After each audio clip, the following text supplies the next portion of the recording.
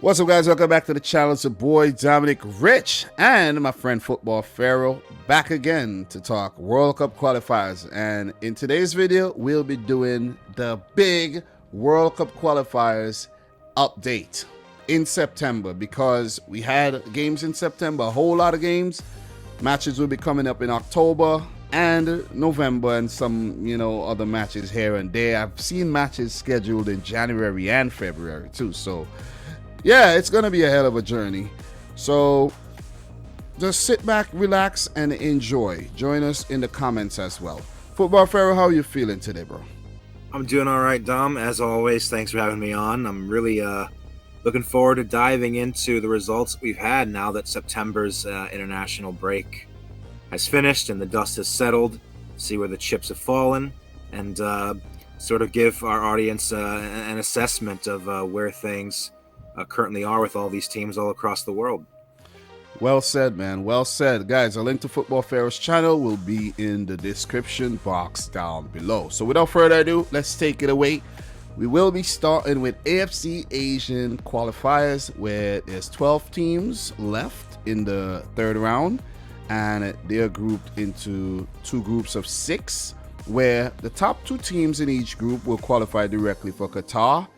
And the teams coming in third will go into the 4th round for playoffs, and the winners will move into the Interconfederation playoff against a team, who knows where they're playing, or maybe CONCACAF again or CONMEBOL this time around.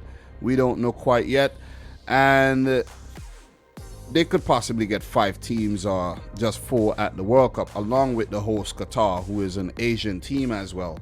So what we're going to be doing is just going to react to what happened in September, talk about the October fixtures briefly, where the table stands, and keep it moving. So AFC, we have Group A with Iran currently topping the group with 6 points. They have scored 4 goals and have not conceded any, so that's a really good start by Iran. And South Korea, Korean Republic, they have 4 points after 2 matches. UAE, 2 points with 2 draws. Syria with a point, a draw and a loss. Lebanon, draw and a loss with 1 point. And Iraq with 1 point. We just take a look at the matches that were played in Group A. And not to go through every single game here, because we don't want to do that for all the confederations. But not a lot to go through, so we can. Football Pharaoh, what do you make? What do you make of the draw there? Iraq 0, Korea Republic 0, and how the table stands so far.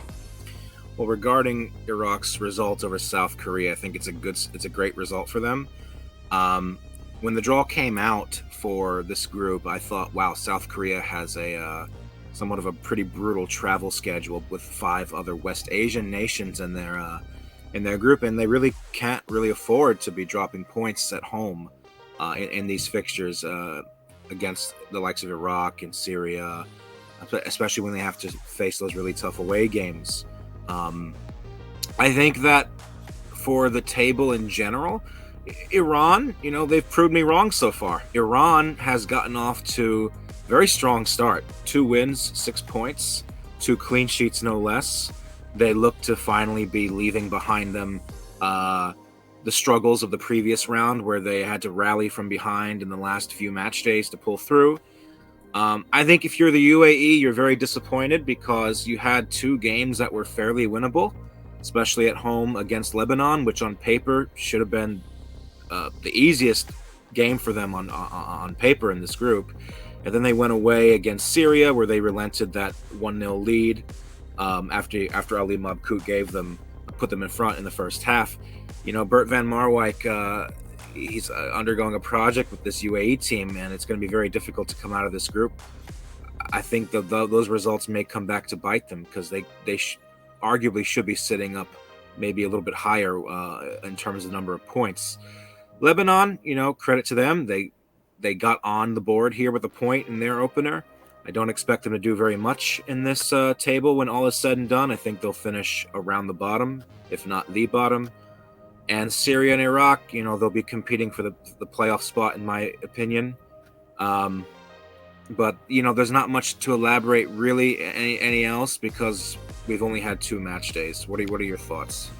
Yeah, that draw was a shock draw though. I think Iraq did well to go to South Korea and get that draw. They were really gritty. I saw some of that game, and I expected them to put up a better showing against Iran. Even though I did predict Iran to win, but not lose 3-0. You see what I'm saying? But you have to understand that they were playing in Qatar. This was played on neutral ground. A lot of these games will be played on neutral ground for Syria, for Iraq, and maybe, let me see, if maybe for Lebanon as well.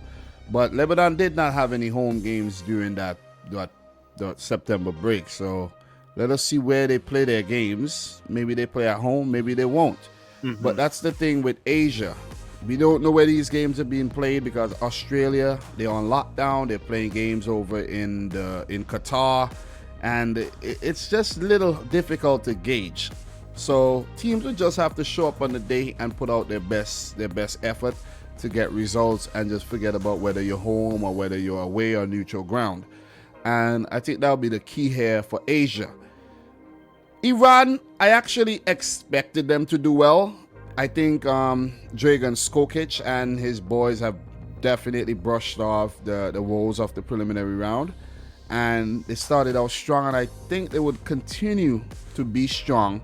South Korea, I don't think they'll have much problems going forward. Maybe they'll drop a few points here and there, but I don't think they will lose their games because they have looked good in both their games, even though they struggled, even picking up a 1-0 win there in that last game. And that game was against Lebanon. It had to really grind for that win.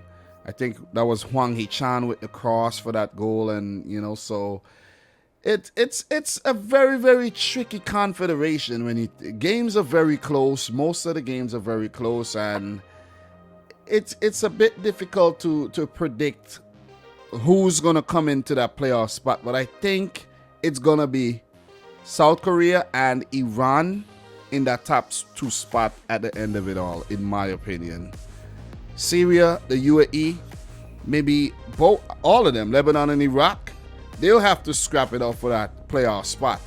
But right now, I honestly do think, the UAE have put themselves in a good position.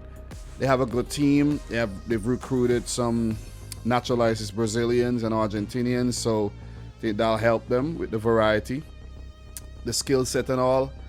And I think Syria missed the trick in that game that they lost as well. They had that game. I think that was against Iran to pick up a point, but they just did not pick up. They just did not take their opportunities, and they would probably rue that at the end of the day.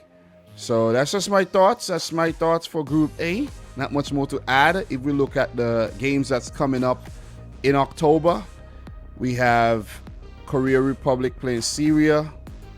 We have Iraq versus Lebanon, UAE, Iran, UAE, Iraq, and so on and so forth. We're not going to go through all the fixtures, but the key battle, South Korea versus Iran, of course, and let's see. Let us see. Anything else? Any closing thoughts on Group A before we move on? Well, I would say that it is definitely looking like Iran and South Korea are now have cemented their status as favorites to finish top. Yeah, these games in Asia are usually very close and they're very gritty. In the last few cycles, you'll notice that usually it's the same crop of teams that make it to the World Cup. Yeah. So I'm kind of hoping this time around there's a little bit of unpredictability. Instead of the same 4 or 5 teams just regurgitated for like yet another cycle. But it doesn't look like it, right? It doesn't look like it, but you have you have a feeling that's where it's going to end up at the end of the day. UAE, they have a very interesting game upcoming against Iran. Maybe hope for their sake they can get a result there. I would still say it's a 3-way race between them, Syria, and Iraq for that playoff spot. I still don't really rate Lebanon's chances. Yeah, same feeling. Sorry, Cedars, but you guys, I don't think they have that. They don't have those standout players that will take the game by the scruff and actually pick up 3 points. I think they'll get little 1 points here and there, but winning games, I don't really see them winning many games here. So we're gonna move on to the next group, and This to be Group B. Okay, Group B being very difficult right now. All right, Group B, with Australia currently on top of the group on goal difference. They have 6 points. Saudi Arabia, who has really surprised me, with 6 points. Oman, very impressive, with 3 points. Japan in fourth with 3 points. And yeah, that chuckle. Vietnam in fifth without a point. And China at the bottom on goal difference without a point as well. Take a look at the matches in Group B. Oman lost to Syria. That was on the last match there. China lost to Japan 1-0 as well. Vietnam lost to Australia 1-0. Saudi Arabia beat Vietnam 3-0. Australia beat China 3-0. And Oman pulled off the upset of the qualifiers so far by beating Japan 1-0 on Japanese soil. What do you make of Group B so far? So Group B, I still am of the view that Group B is ultimately going to prove to be one where the top three sides that we expect, Australia, Japan, Saudi Arabia, take your pick for what order, are really going to pull away from the rest of the pack at some point during these qualifiers when the rest of the fixtures are played. It is very interesting, though, Oman throwing a wrench into the system with that opening shock against Japan away from home. What's very interesting here also is that Japan will play Saudi Arabia next away. And Saudi Arabia, they're sitting on 6 points. They can win that match at home against Samurai Blue. They're a full 6 points clear of the Japanese. They would go to 9. Japan would have 3. It would still be early, but it would be a fascinating development, because I think you and I, when we talked about this before, we thought Japan were a shoo-in to qualify directly, if not finish top. Yeah. So in the race between those three teams for the top 2 spots, and you'd think that maybe the other one would go to the playoff, maybe Japan is really going to have to fight for it, and they could be they might have to go through it the hard way if they don't get their act together. As far as Australia, great start for them. They're continuing their winning ways. They actually have a 100% record now in qualifying, both between the previous round and this round. 6 points, clean sheets, 2 of them, just like Iran in Group A. Saudi Arabia, Vietnam gave them a little bit of a scare there. Yep. When they were you sorry, what? No, I said yep. That was a good goal. Win Kong Hai. That was a really good goal, man. Yes, indeed. And Vietnam, they're showing that fighting spirit. You have to wonder, though, whether or not the format of this round with the 10 games home and away is going to be too much for them in the end. Yeah.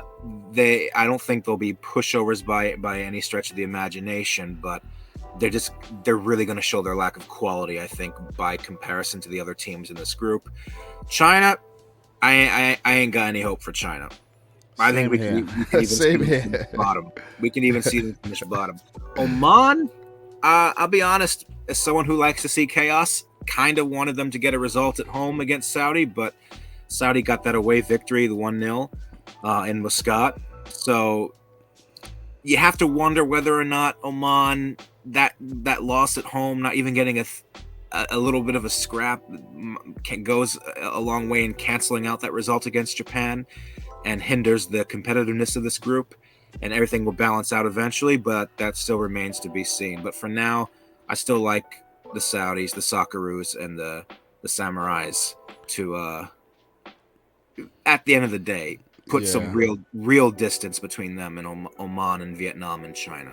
The thing about the playoff spot. Oh, and I would also say, and whoever comes through the playoff spot here, I think will be favorites against the third place team from Group A. Facts. Look, Oman, they had opportunities to get a point against Saudi Arabia, but that victory against Japan is a big bonus, because if you would have looked at these 2 fixtures, you would have given Oman no points, right? If you really think about it, maybe 1 point max. And they managed to get 3 points from their first 2 matches, which is a bonus. So when they would have been on no points, they have 3. And they're currently in third in the playoff spot because they beat Japan. So that's a plus right there. The key for Oman is to pick up 6 points against Vietnam, 6 points against China. That's 15 points right there. 15 points. Australia and Saudi Arabia and Japan are going to take points off each other. So once Oman takes care of business against those bottom teams, I think they could cause a real upset in this group. They could cause an upset. I actually had Saudi Arabia coming through to the playoffs, but to be honest, the Saudis are looking good. They're looking really good. That was a real fight from behind against Vietnam. They played some good football, really attractive stuff.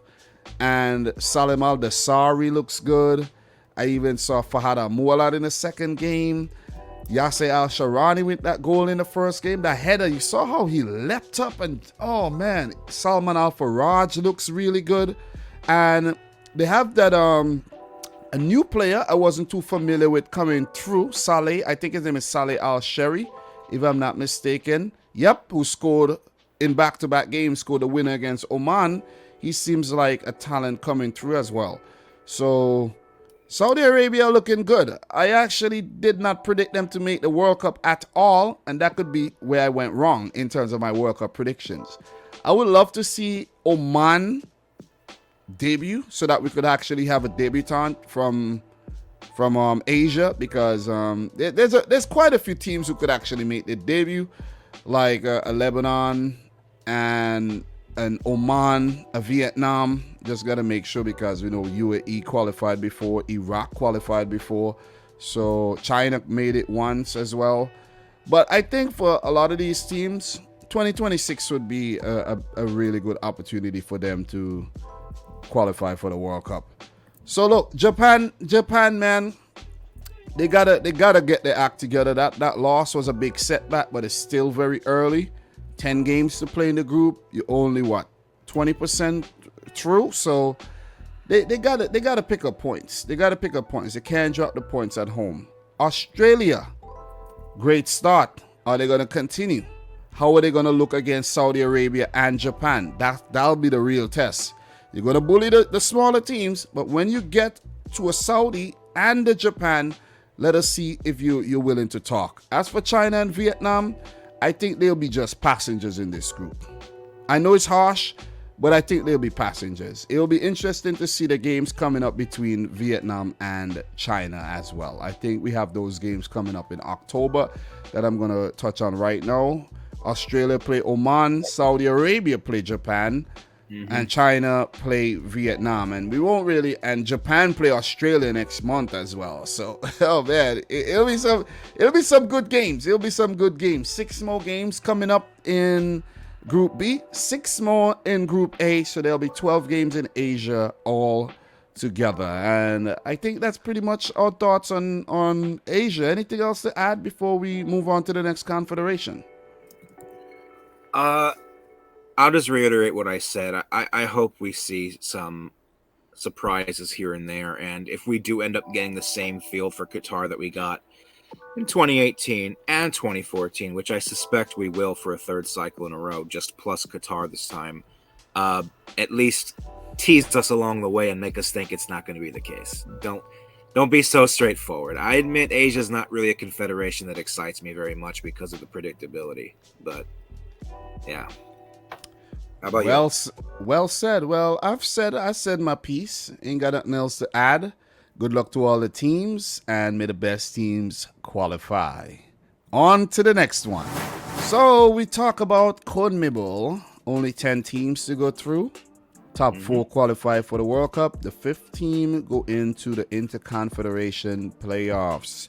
We spoke about all our picks in previous videos, direct qualification and the playoffs. So you could check back older videos for reference as well. But in today's video, we're just going to be doing an update, talk about who's doing what, and just give a brief thoughts summary, and then move on to the next confederation. Football Pharaoh CONMEBOL, 10 teams: Argentina, Colombia, Uruguay, Bolivia, Ecuador, Venezuela, Brazil, Paraguay, Chile, and Peru. Only 4 teams make the cut directly, one has a chance via the playoffs. Let us talk about CONMEBOL. A lot of games to go through here. Let's get to the September fixtures. And we won't be discussing every single fixture, but just some results here. Bolivia 1, Colombia 1, Ecuador 2, Paraguay 0. We had Venezuela 1, Argentina 3, Peru 1, Uruguay 1, Chile 0, Brazil 1. Another match day. There were 3 match days. The Brazil-Argentina match was suspended over that whole COVID-19 situation through Anvisa. A whole mess. We'll get into it a little. Ecuador 0, Chile 0, Paraguay 1, Colombia 1, Uruguay 4, Bolivia 2. You had Peru 1, Venezuela 0. On the last match day in September, Paraguay 2, Venezuela 1, Uruguay 1, Ecuador 0, Colombia 3, Chile 1, Argentina 3, Bolivia 0, Brazil 2, Peru 0. Is there any surprise results here? I don't really think so, right? With South America, the better teams tend to beat each other from time to time. You see, with the exception of a Brazil. But Argentina do drop points here and there to some of these other teams. But you'll have a Paraguay beating Chile at any given time. Ecuador could beat Uruguay. Uruguay could beat Ecuador, and so on and so forth. So I don't think there were any real standout results for me. But with the exception of the Brazil-Argentina nonsense that went on, with that whole the game started and it was stopped and all. So what are your thoughts for the September matches here in CONMEBOL and how the group is shaping up, the table is shaping up? So no upsets. I think South American World Cup qualifying, even though it's very intense, and it is my personal favorite World Cup qualifying confederation around the world to keep an eye on because of how competitive it is. You usually expect Brazil and Argentina to finish in some order in the top 2 or 3, and then it basically being a real fight between all the other sides for the remaining spots as well as that playoff spot. As far as how the table is shaping up, Brazil are rolling. Even when they don't play their best football, the hallmark of any great team is the ability to get max results when they don't look their best. In case in point, that road game they played away to Chile in Santiago. There were large stretches of that match where Chile had dominated the stat sheet, had opportunities to score, but Brazil ground out that result with that with a goal, I believe, by Everson Ribeiro, right? Yeah. And they are on a perfect record so far, just about midway through the qualification cycle. I say just about because, as you alluded to, they did not play their third game against Argentina. That was suspended for a whole mess of COVID-related issues. But 24 points, they are basically on their way to Qatar, as far as I'm concerned. I think mathematically speaking, they need maybe only 6 or 7 more points. Yeah. Argentina, they've done very well. A lot of people don't talk enough about the fact that they're undefeated still. They are on 5 wins and 3 draws.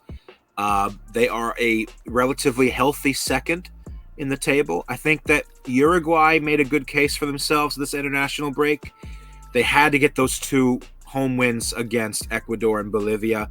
Good away point against Peru. We talked before how they were kind of like splitting the points so far in qualification, but they nearly doubled the amount of points they had in this window alone. So now they're in 3rd place right now, just about where they should be. Ecuador, I don't know if you saw that goal they scored against Paraguay through Felix Caicedo.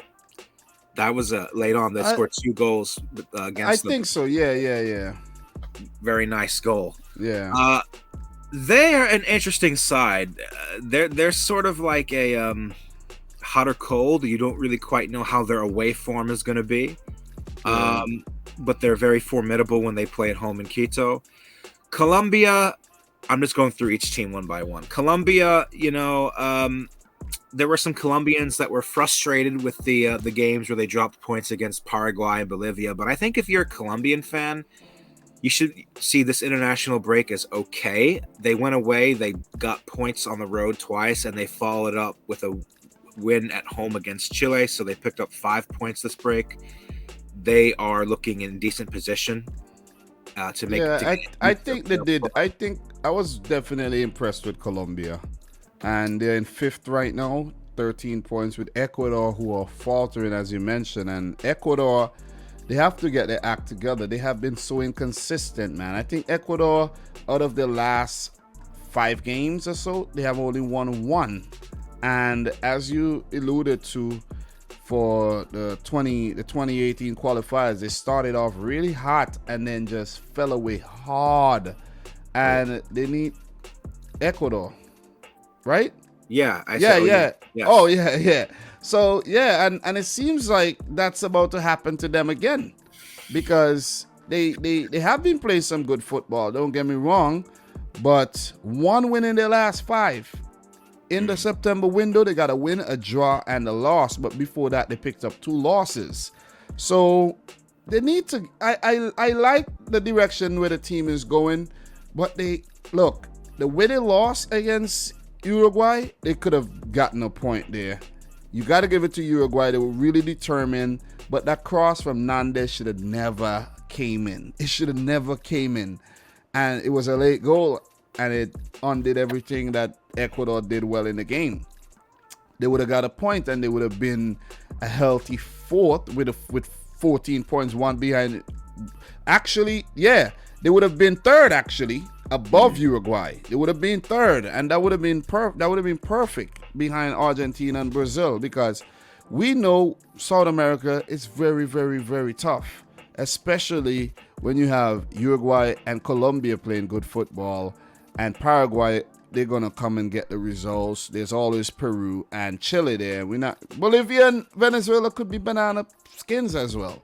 So I think Ecuador, the key is to the next, in November, they got to pick up the October. I'm jumping ahead. In October and November, they gotta get results. Even if they pick up a 1 point every game, they gotta get results to keep those, because I think about 26 points would get them into Qatar. They need 13 more.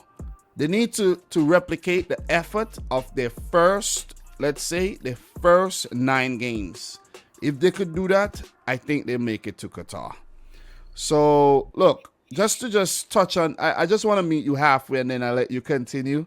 Sure. Because I don't want to go through all the 10 teams by myself, like how, So look, Brazil, we could just put them in. They have half a body in Qatar already. You see what I'm saying? It's like they're going through through a portal, and half their body is already through. They're gone already. They're in Qatar, and they're so strong that they didn't have the Premier League talents available to them, and they had their local goalkeeper Weverton. They had local players like Everton Ribeiro, and they had like Gerson, who just moved to I think he's playing in France now, and all these players they called up, French players, even Hulk. Miranda was on the bench for a few of those games, and they just have so much depth. Dani Alves wasn't even needed in these matches as well, and he was in the squad. So Brazil, I think they could give a rest to the Premier League players, and they could still qualify with perfect points. Maybe Argentina would give them a run for their money. And just to touch on Argentina, they look good. They look good. I don't see them actually losing any games either. They may draw against Brazil, or who knows, against a Uruguay, or who knows, Colombia, but I don't see them losing any games. It's not going to be like 2018 when they stuttered over the line into Russia. They're going to make it comfortably. And I've heard you said it before, Argentina, I think, are contenders for the 2022 World Cup. Messi means business, and yeah, Uruguay, I have them qualifying. Very good team. You could see they're flexing their strength and depth. Suarez, Cavani not involved, and they still did the business. A few good youngsters coming through as well. One of them being linked to Real Madrid. So they'll be okay. They need about 10, 11. They need about 12 more points, and they'll be fine. And they'll qualify Colombia, as we mentioned, they look good. And I think they'll be just about their 4th, 5th in that playoff direct. And the better team, the better tricolor team would actually make it directly to Qatar. So, yeah, continue from Paraguay down to Venezuela, and then we wrap up South America. One thing I want to add quickly about Uruguay is it's very good for them that they had a good window here and picked up 7 points, because you look at their remaining schedule, their next 4 games are very tough. They play Colombia, then they have to play Argentina twice because one of the match days, I think it was match day 5, had to be pushed up because of COVID, so it kind of tinkered with the schedule a bit. And then they play Brazil. So they play Argentina twice, Brazil, and Colombia. Those are the next 4 qualifying games. So maybe if they drop points there, they don't have such a good performance in October, November. This September cushion kind of alleviates that a bit. Well, moving on to, let's see, Paraguay. Yeah, they're in 6th, a couple points behind Colombia. They're going to be in contention all the way until the end to fight for that playoff spot. I would be quite surprised if Paraguay at any point breaks into that top 4 threshold in this in the standings. And as far as how they did in this break, they'll really feel like dropping 2 points at home in that match against Colombia was something they could have hoped for more out of. Let me just pull up here the. They did decent. 4 points, not bad. I think Paraguay is that team that's gonna just be in the they're like the balanced team. You know what I mean? They're gonna be just on the fringes, just outside the playoff spot, and 6th right there, just like back in 2018, where on the final match day they could have qualified directly and then they lost the game. I think it could be a situation like that once again with this Paraguayan team. Really, really good game, the last match there when they beat Venezuela 2-1. The Romero twins linked up well for a goal there, and they look good. That was a good victory. That was a really, really good victory. Do we need to even talk about Venezuela and Bolivia, bro? Well, let's go to Peru for now. Wait, do we need to even talk about Chile and Peru too? Because these guys are struggling hard, man. But look, 3 points, yeah, they could get back into the mix really quick. Well, Peru had just about the international break I think most would expect. They picked up 4 points. The draw against Uruguay at home, the win over Venezuela, very lackluster win. I think the only goal came through Tapia. Yeah, that was a spectacular goal, right? But they did struggle to really put the game away, and there were opportunities for Venezuela to nick a point from that, which would have been a disastrous result for Peru. The spectacular came in the draw against Uruguay, and then he scored again against Venezuela, so he had a good international break there. You're right. He did. Okay. Yeah, he did score twice. That's true. Yeah.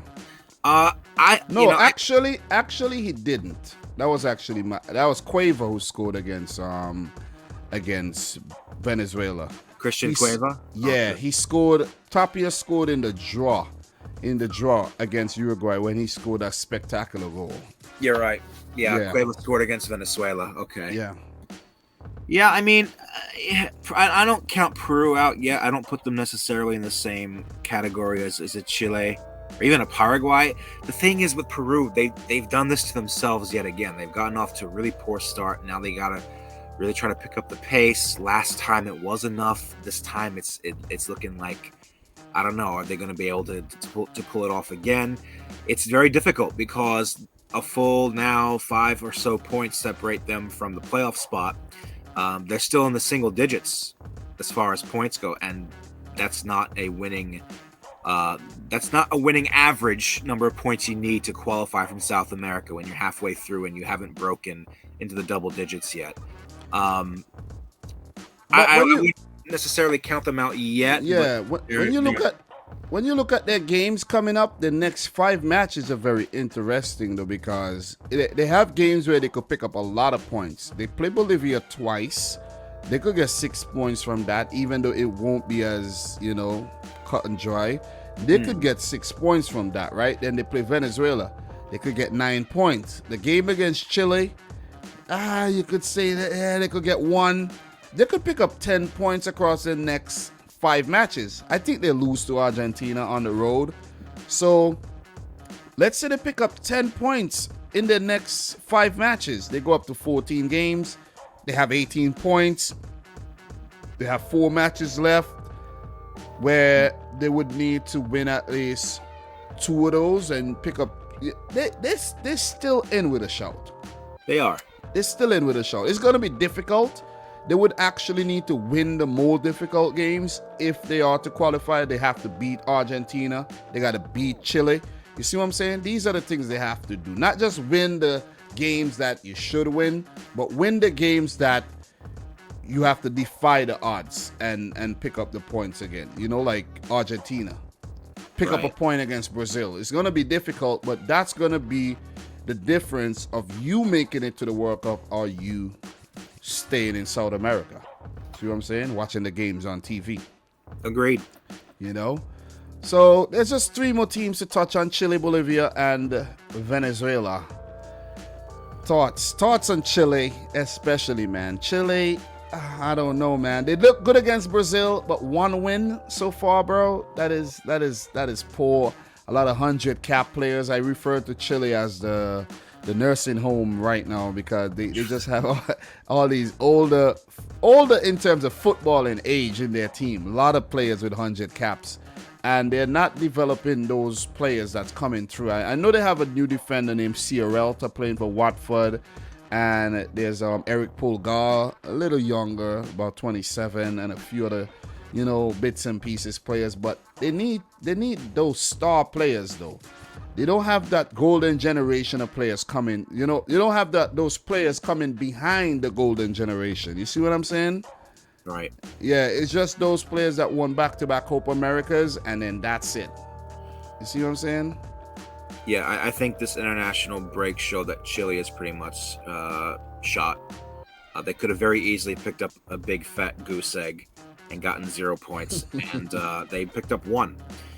They did look decent at home against Brazil, went on the road, got a draw against Ecuador, then they followed up with that loss to Colombia. 1 point from 9, like you said, this is a team that is waning. They're on the way out, and they don't have an adequate replacement for their golden generation of players that won them those 2 Copa Americas. And you go back and you look at youth tournaments from the late 2000s, and you see the bulk of those Chilean teams that went far in those youth tournaments were part of what this core on the senior men's national team was between 2010 all the way up until when they missed the World Cup in Russia in 2018. They still have not, addressed that generational shift, and they don't have really very many players upcoming on the horizon that can really, I think, replenish this team, with the exception of the one or two youngsters that you mentioned. But yeah, no, I think Chile are in dire straits right now, and the table has them in 8th. I think they'll finish somewhere between 8th and 10th, honestly. Yeah, I echo the same thoughts, man. And last but not least, Bolivia and Venezuela. These you don't want to call them minnows, but they are minnows. They are minnows in South America. You see what I'm saying? They will do a lot better against the other minnows, like in the Caribbean, in Asia, in Africa, and in Europe. But in terms of South America, these 2 teams are minnows, man. Especially Venezuela. They just can't seem to get up off the ground. It doesn't matter what it is. They just can't. The other teams are like way ahead. In terms of, let's say, if you're looking at technological advancement, the other teams are like China and Bolivia and Venezuela, or Bolivia and Venezuela, basically. Like they like, you get what I'm saying? It's like they're Amazonian tribes comparing to the other teams, basically, because they're leaps ahead, leaps and bounds. Look at even Ecuador. Like, I don't know what it is, man. And they do have some really good ballers, especially Venezuela. Jefferson Soltado is a really neat player. Rondon, They have Josef Martinez. You have Thomas Rincon. You have Yangel Herrera. They have the players. But I don't know what it is, man. I think the country is probably reflecting the football team is probably reflecting the situation of the country.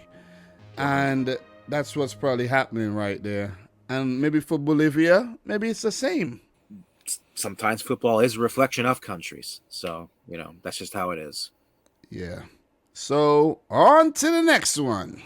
All right, let's talk about CONCACAF. Everybody's favorite confederation. At least it's mine and yours. Octagonal. Ocho. Octo. Whatever you want to, octopus. Whatever you want to call it. The 8-legged creature. CONCACAF. 8 teams. Canada, Costa Rica, El Salvador, Honduras, Jamaica, Mexico, Panama, Estados Unidos. 3 teams qualify directly. 1 team coming in 4th will go to the Interconfederation playoffs. CONCACAF. It's looking good already. Not the most exciting games, but yeah, it'll get around, man. Football Pharaoh, let's start, man. Let's start CONCACAF. Let's just run through the results here.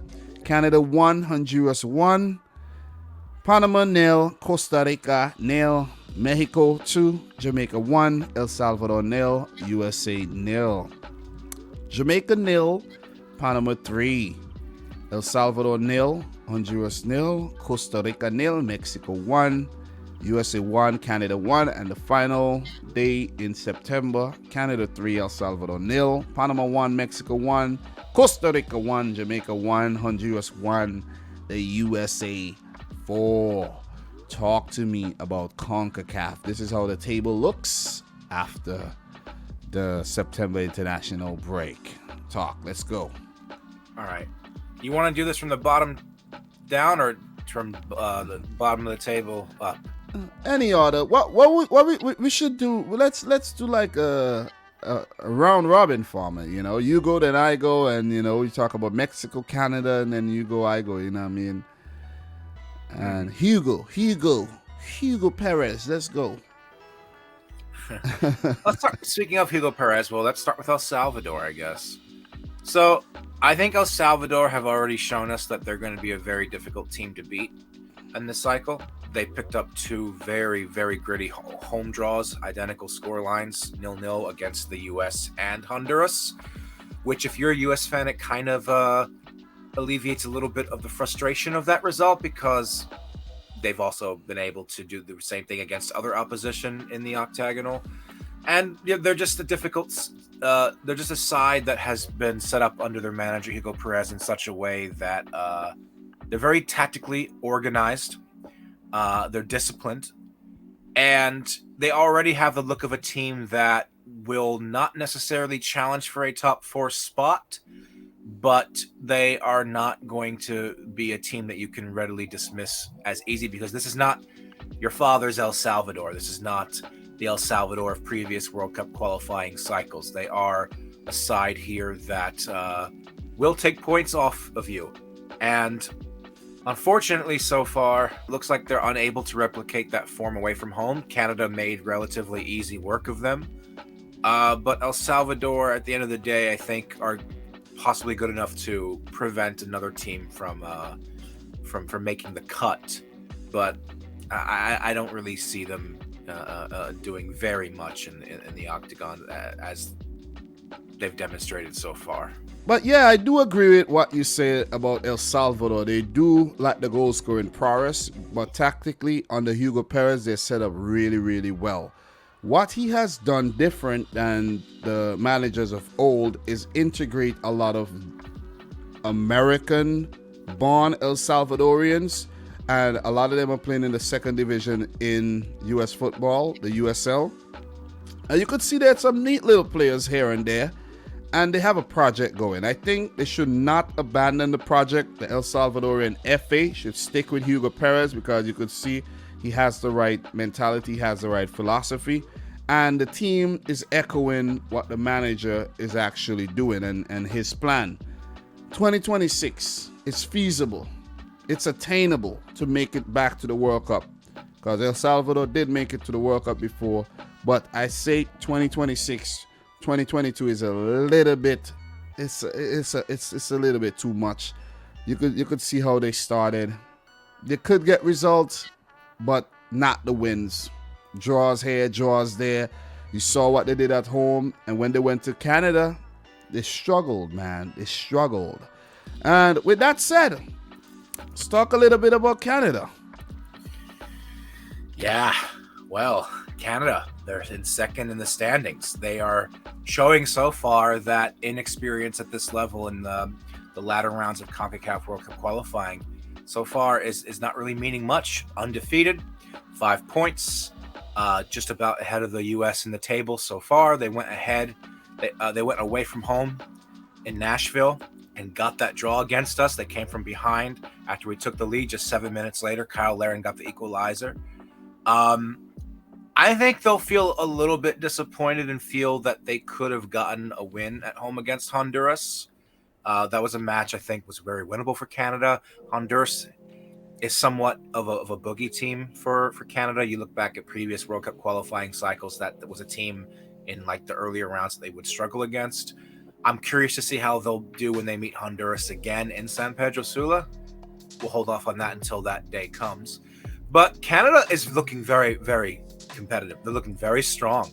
And I think that you can make a reasonable case that them and Panama have been the two most convincing looking sides from CONCACAF so far this early in the Ocho.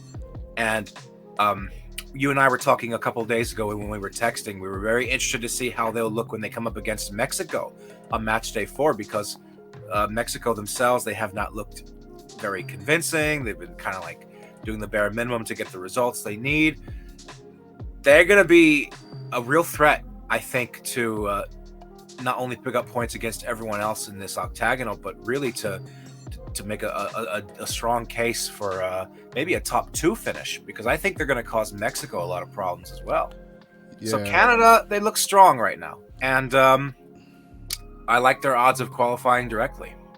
If Canada continues what they're doing right now under John Herdman, I'm going to give the managers a lot of credit here. Like, I didn't talk too much about the managers in Asia, and I didn't talk too much about the managers in South America, but this is CONCACAF. This is my confederation. John Herdman is doing a great job, and I like the crop of players they have. It's not just Jonathan David and Davies. You see what I'm saying? Alfonso Davies. There's sure. Steven Estacio. He's a neat player, man. I really like that player. There's a left back, a left wing back, Sam Agudbul. I can't say his name properly, but he's good. Richie Larea is a live wire. Mark Anthony Kay, he's quality Tajon in the Buchanan. Middle of the field. Tajon Buchanan is oh my God. The real you see deal. What I'm saying? I'm telling you, man. I'm telling you. Milan Boyan looks really, really assertive in goal. And their defense is solid, man. I like Kamal Miller. He's really good. And I really like that Atiba Hutchinson at 38 years old is still going strong for Canada. And Besiktas will be playing Champions League football as well for Besiktas. Kyle Larin. So they have the quality, man. And I think Canada, I predicted Canada to make it directly. I don't think you did. Did you? I put them on standby just because. Yeah, I put them on standby. That wasn't a prediction of where they would finish. I wanted to see how they would do outside of a Gold Cup environment in these kind of CONCACAF qualifying games, which are a different beast entirely. And so far, they're excelling. Yeah, they look good to pick. I think it was a good draw against Honduras. Honduras played well in that game. I think that was their best game, actually. They played well. And against the U.S., Canada did, come from behind, and they were really good in the second half. They could have went on to win that game as well. And they just took care of El Salvador. They just say, hey, man, for the weaker teams in the octagonal, we're going to handle business. So I really like what Canada have done so far. The test would be the October window. We're going to touch on the October games as soon as we go through these. But we have a lot more teams to go through. But Canada, they're looking really, really good. Look, touch on Jamaica a little. You know what I'm saying? Jamaica has been the weakest link in the octagonal so far.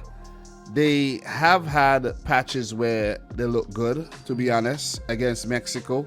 Right. They could have came away with a point if they had managed that game a little better. I think in defense, they're a little too standoffish. They need to close down the ball a lot more and not allow the ball to come into the box, because whenever the ball come into the box, that's when they've seemingly had problems. There's crosses in the box not dealt with. They've had problems. You've seen it against Mexico. You've seen it against Panama. You've seen it against Costa Rica. And I think that's a weak spot there for the Jamaican team. If it wasn't for their goalkeeper, they would have had a -10 goal difference right now instead of a -4. So they look good against Mexico in patches. And against Panama, they were just horrible. It was just horrible. The team was disjointed. They played 8 UK-based players. I could understand you want to involve the players who travel the distance, but they should have mixed it up a little bit better, in my opinion. And then you saw when they went to San Jose, the team picked up a draw, the only point of the international break, and they did it without the UK, the more prominent UK-based players. So that's a sign. That's a sign that maybe Jamaica needs to just use their core players and use the UK players as just a bonus, come off the bench here, maybe mix it up, not start all of them. You see what I'm saying? So I think it's going to be a rough World Cup qualifying for Jamaica like I predicted. And who knows, they'll have to fight and try not to come last. I actually had them coming in 6th. Right now, not looking good at all. Your thoughts?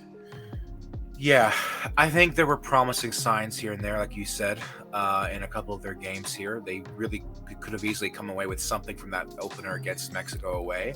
I don't know what the hell that performance at home was against Panama. They just completely fell apart, but that's also a testament to how solid Panama had been under their manager, Christensen. And for their own sake, it is good that they managed to get something from Costa Rica. Otherwise, ending this international break on 0 points, they're still in trouble, in my view, but they would have been in a whole world of trouble. And I think I echo your sentiment when you say they need to figure out what exactly the role their UK players will play in the squad and how they'll be integrated with their more domestic-based players.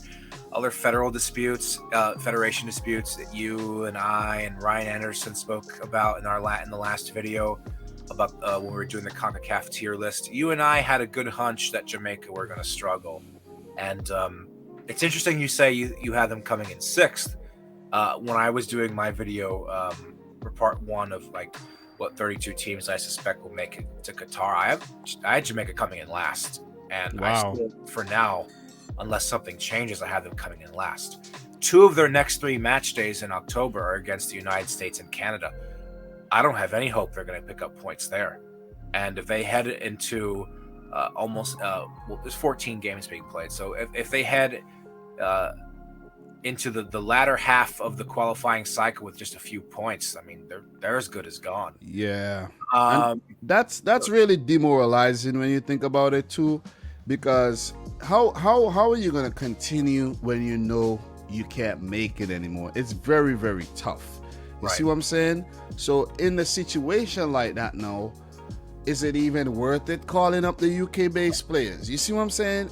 Dude, it'll feel like they're wasting their time. I think with Jamaica, it's just a whole disorganized situation where the board is always in the news. Now I'm seeing some of my friends, Jamaican friends who do videos on YouTube, they talking about, I haven't really gotten a chance to look into it yet, that the Jamaican FA might not have enough money to even finish World Cup qualifiers. That's preposterous when you think about it.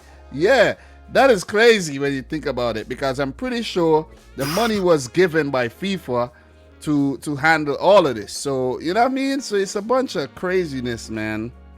It's a bunch of craziness. I think they actually should have won the game against Costa Rica. They were wasteful. They had so many opportunities and they did not take their opportunities. Look, the pressure is on Theodore Whitmore. I think he did a decent job in the Costa Rica game. I could see him on the touchline. He was, marshaling his troops. He was in the airs. He was egging them on. And it was quite unfortunate that they did not come away with the 3 points because they did not look as bad as they looked in the previous game against Panama. But for Jamaica, I think it would take a miracle right about now. And when I say a miracle, I'm talking about you go into the Bible and read what Jesus did back in the day, kind miracle. You see what I'm saying? Walk on water, turn water into wine, and turn, stuff into fish and bread and things like that. You know what I'm saying? Miracles like that. Dude, by the way, I just looked at their schedule. Not only do they play the U.S. and Canada next, but then they have 2 road games in a row against Honduras and El Salvador, and then they play the U.S. again. That's all their games to round out 2021. They could pick up 0 points between now and the end of the year, for all we know. I actually think they'll pick up a few points. They might even get a win. I don't think they're going to do that badly, though. But they need to reassess the situation, and they need to beat El Salvador. They need to follow what the USA did and beat Honduras in San Pedro Sula as well. And they need to give Canada a run for their money. They need to actually give the USA a run for their money. They need to go out there and play tough football. Are they Jamaicans or what are they? You see what I'm saying? Because Jamaicans supposed to be tough and rough, and they play like a bunch of prima donnas, if you ask me. Seriously. You see what I mean? They need to go out there and be faster, stronger, better, and pick up results. And so far, it's not looking like it. Not looking like it at all. Look, let's move on. Let's talk about Costa Rica. They have been lackluster. Listen, I predicted Costa Rica to make it to the World Cup via the playoffs. Right about now, as far as I could tell, Costa Rica, they aren't qualifying. That I'm gonna look. I'm not changing my predictions, but my assessment after what we saw in September, Costa Rica does not look good. And listen, they got Keylor Navas back in the team, but it's like Joel Campbell ain't doing he's not doing enough. Brian Ruiz is 36 years old. They have some other guys, who's been around the squad with experience. They're not doing like a Calvo, etc. They're not doing nothing. You see what I mean? They need to up their game, man. They need to up their game, or else they could be down there with Jamaica and El Salvador and maybe a Honduras, and the rest of the pack could be just running away with proceedings, and it's just who's going to make the playoffs would be the whole talking point. And that's my thoughts there. Luis Fernando Suarez, that's his name, right? Luis yep. Fernando Suarez. Yep. You got to get your act together. Could even see some managers getting sacked. Who knows? Talk to me. Yeah, Costa Rica. To reiterate what we talked about before, they're in the midst of an aging crisis, I think. You're kind of looking at sort of like maybe a Chile situation, but for CONCACAF with this Costa Rican team. And they, just like we were talking about Jamaica a few moments ago, I think Costa Rica were lucky to get something from their games as well. That opener on the road against Panama were really good in that game. They could have come away with a victory there at home. Costa Rica, I believe, correct me if I'm wrong, they hit the post late on against Mexico and they could have salvaged a point. Yeah. They were lucky there, but that result at home against Jamaica, a game in which, like you said, they could have very well lost after they relented the lead. That could prove to be a disastrous result when the bigger picture comes in and we see that they don't make the cut for Qatar, and we see the reason why for that being they don't win games that are obligatory like this. And that's not to say Jamaica is when they're at their best, they're the weakest team in the octagon. But right now they're in a funk, and you have to capitalize when other teams are in a funk, because it's only going to get harder from here. They have yet to play Canada or the US home and away. They have to play Mexico again on the road. It's just not looking pretty for them. And you said that you're not going to change your prediction, and you don't really regret your prediction of them qualify. I sure as hell regret it already. I predicted them to qualify. Now I think they might finish in 6th or 7th in the table, not even on the cusp of a playoff spot, because of just how poor they look. And Luis Fernando Suarez, the very first game that he coached with this team was their Gold Cup opener, believe it or not, against Guadeloupe. So he hasn't had very much time with this squad. He has not been in charge of this team during anything other but competitive fixtures, Gold Cup and now World Cup qualifiers. So it looks like they're going through another recycling period now. They usually make the World Cup. They made every World Cup this century except for 2010. They missed out. Now it looks like they're going through another a sort of recycle of that, where they might miss out on a next World Cup before they rebound again. But yeah, they're not looking good. Yeah, I think that might actually be the case, because when you look at CONCACAF for 2026, it would be the perfect time to rebound, because 3 spots would be up for grabs without Mexico, the USA, and Canada competing for those spots. So the rebound could just be slated for 2026, and that goes for a lot of teams, man. Look, we're gonna move on. Costa Rica is not looking good for them at all. It ain't looking good for their neighbors Honduras at all, man. What happened there at home against the USA? It's inexplicable. And what happened away to El Salvador? I need an explanation for that too, because I don't know what happened there. El Salvador does not, when you look at the head-to-head, they do not have a good head-to-head record against Honduras.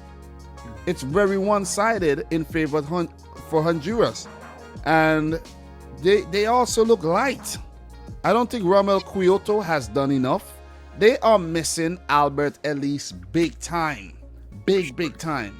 When you think a player could affect a team so much, Ellis, because his runs down the right flank and cutting back from the byline, squaring the ball, it would have caused so much problems for teams, and he's not there to do that.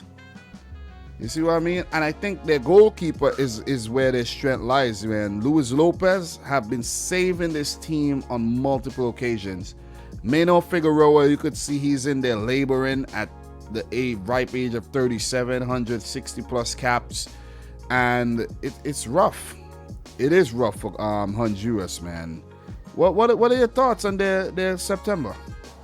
I thought they were in an ideal position until that last match day. I mean, they went away and they got 2 crucial away points in both Canada and El Salvador. That they even took the lead in Canada away in Toronto. And they were ideally poised to potentially not just get a result on a U.S. team that had floundered in for its first 2 games, but possibly come away with it with 5 points. I think certainly on paper, a lot of people were worried heading into that game. San Pedro Sula being a very difficult away venue. Honduras traditionally kind of gets the best of the U.S. In that type of environment. I thought that of all the Central American teams, with the exception of maybe Panama, they were the happiest ones heading into that final match day. And you know, when they had that 1-0 lead at the half, courtesy of the goal by Brian Moya, it was it was pretty for them. And in just a span of 45 minutes, it went from looking like it was going to be a modestly successful September for them to just completely crash landing down when the U.S. stormed back and put 4 past them. What's really interesting about that match in particular, since you mentioned it, and you mentioned their manager, Fabian Coito, he made some really strange substitutions. He made a triple sub along with Berhalter. He also made a triple sub, which was not necessary when you really look back at it. It wasn't, because they were dictating the flow of the game for most of the first half, and then he got a lot of criticism for that afterwards. Why are you making changes? And Berhalter had to adjust to the situation as it was and sort of undo the mistakes that he made from that first half. But I don't know what the hell Fabian Coito was thinking. Like, Honduras, they didn't look too bad in that first half, in my opinion. And yeah, I don't know what it is. I don't know if it was just overcoaching or undercoaching on his part. But look, I mean, they're one of the better Central American sides. I still think they could easily rebound. They come up against Costa Rica at home in San Pedro Sula next month. I favor them in that game. Then they come up against, well, 2 of their next 3 games, are at home against Costa Rica and Jamaica. Those are very winnable games for them. So Honduras are a side that will be in it to the end to fight for a spot in Qatar. But you got some question marks for them regarding, like, what the hell was that second half performance, and where do they go from here heading into the latter stretches of this qualifying cycle? Yeah, I'm not convinced, bro. I'm not convinced by Costa Rica nor Honduras. Not convinced. I don't have Honduras making it to the World Cup. I don't either. Yeah. Wouldn't you agree that they're in better shape right now than Costa Rica? A little bit? Not after that US match. Not after that game. They both picked up 2 points in the freaking window, and Honduras has a worse goal difference. So I think they're in a worse shape than Costa Rica when you really think about it. You see what I'm saying? Because at the end of the day, you can look as good as you want. If you don't have enough points, you're not going to Qatar. You see what I mean?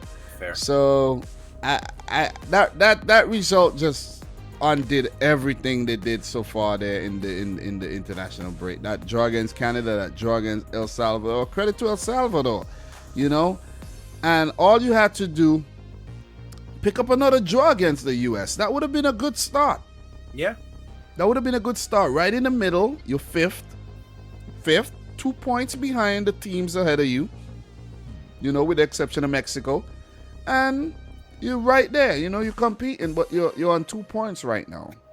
Right. But with that being said, that 3-point gap between 4th and 5th and the teams down below, it could change in a heartbeat. Teams could catch up. Teams could catch up to the teams. It's still very, very early in the octagonal, so we don't need to go crazy about, you know, anything here. Look, Panama. Oh man, listen. I've been talking up a power rankings, you know, not an official power rankings, but in terms of my power rankings, Panama are, even though they are in 4th position right now, Panama are have been the most impressive team, in my opinion, in September. In every single game they played, they've looked good and they've looked the better team. And I mean this with every word. They've looked the better team, man. I'm telling you. They went to Jamaica and they smashed. They smashed. The way these guys were putting in the crosses, and I was like, God damn, am I watching Panama? Or am I watching like Germany or Belgium or one of them teams playing here? You know what I'm saying? Seriously. Germany on the Hansi Flick, by the way. Not the Yokilo Germany of late. No, certainly not. Just want to make that one clear. Yeah. But look, impressive, man. Draw against Mexico, draw against Costa Rica. Teams that have been qualifying for the World Cup, and Panama made the World Cup in 2018, and I was saying they have been regressing since their World Cup qualification. But I think the introduction of the Dane Thomas Christensen has definitely taken them in the right direction and upward trajectory. And look, if they continue like this, if they just say, hey, we're just going to stay focused, keep picking up these results, Panama are going back to the World Cup.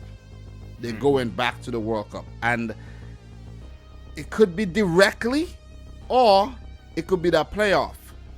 But we're going to get to the U.S. very soon. The USA has to be very careful. And I'm going to say that I'll let you talk a bit about Panama. I've been impressed with Panama. Yeah, I have too. And I think a lot of concerns people had about them leaving it late in the previous round against the minnows of the region were ill-conceived. They were always going to turn it up a notch when they got to this round, right? And yeah, I think you could make a very strong argument that they've been the most compelling side so far in the Ocho, and they could very easily, if one or two things had gone their way, be sitting on top right now with 7 or more points. They held the lead against Mexico in their last game at home for the majority of that match. It took an equalizer from Jesus Corona to give El Tri something from that game. I thought that they were a little unfortunate not to win that opener against Costa Rica, but then they went and hammered Jamaica away from home. And they're looking this good now, and they're 4th in the table, and they haven't gotten max points at home yet. Just imagine what they're capable of doing later down the road in the schedule. I think they're very much so in contention for a top 4 finish, maybe a direct spot. I do wonder, though, if they will eventually be a victim of the expanded format, because only 3 out of 8 will make it directly. And the thing is, with US, Canada, and Mexico looking like the 3 best teams in this confederation right now, if Panama were to have to rely on that playoff spot, if they come up against the 5th place team from South America, that could get very tricky. So they could end up looking very good, playing very attractive football, and still narrowly miss out just because of how the Ocho is structured. But yeah, a lot of people have been surprised by them. I don't think it should be a surprise. They look like a really good side, and they're coming up against they host the US next month. That's a game where the US has to be careful. I agree with you. They play El Salvador away. That's a game where I think they could potentially get another road victory and get 3 points there. And then they play Canada away. So it's not the easiest of schedules, but compared to their neighbors, Costa Rica, Honduras, El Salvador, they by far and away they look like the better side right now from Central America to make it back to a second successive World Cup. Let's just say it would be very, very difficult to predict Panama to lose any games in October.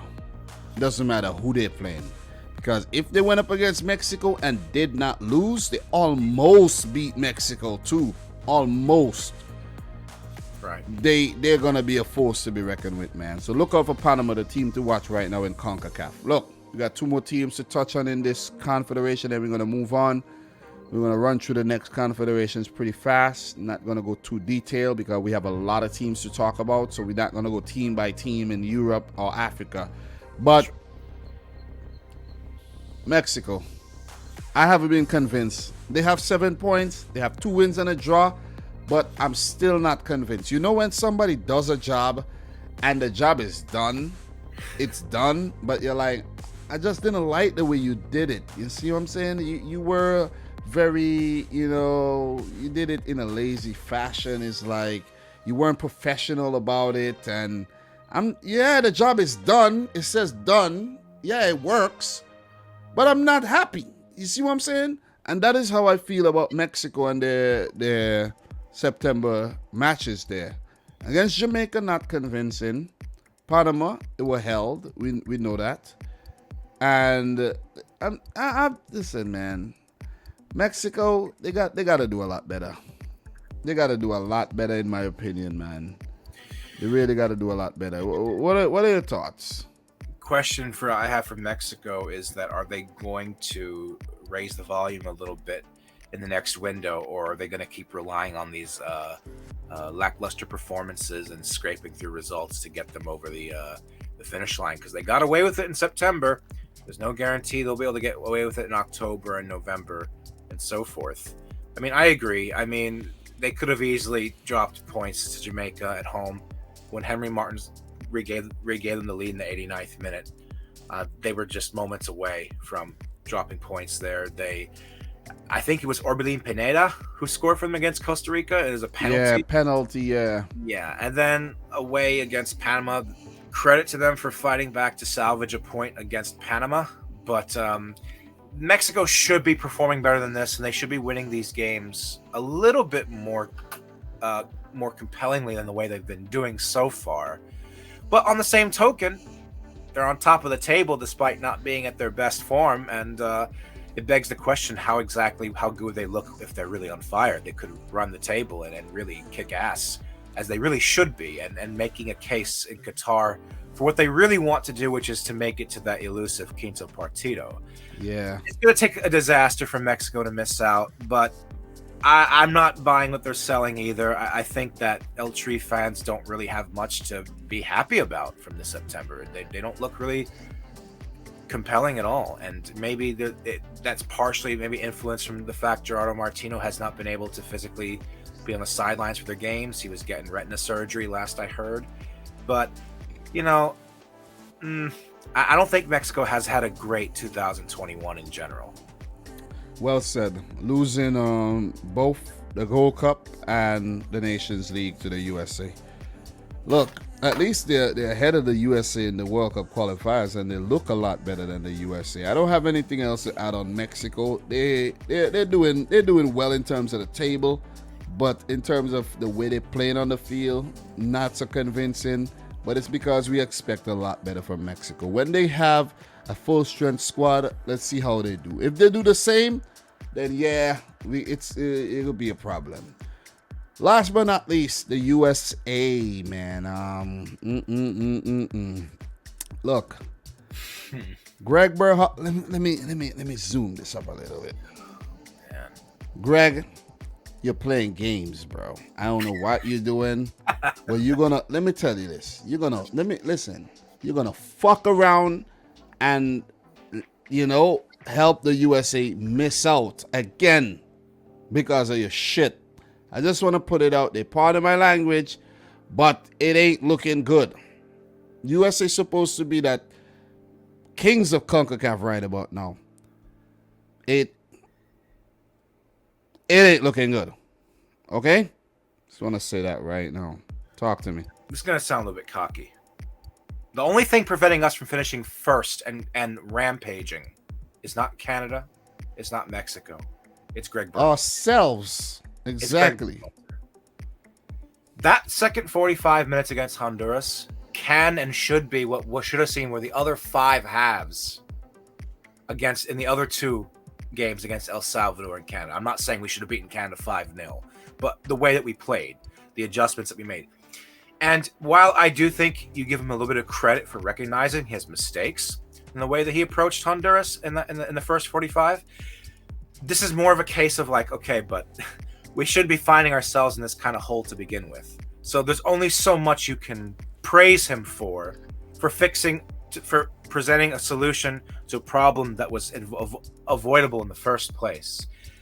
In that match against El Salvador, the first game, he was a little bit too cute. He was being a little too cute with his lineup selections. I don't know why guys like Tim Ream are still part of this squad. I don't care if we're playing Honduras or we're playing Anguilla or we're playing Belize. I don't see what kind of presence they should still have in this team. Greg Berhalter, he's a guy he's still calling up players like Jackson Ewell. Why isn't Zardes getting a call up though? I think he still may be biased or maybe even under some pressure in favor of the European-based guys, despite the fact that we won the Gold Cup this summer with an MLS squad.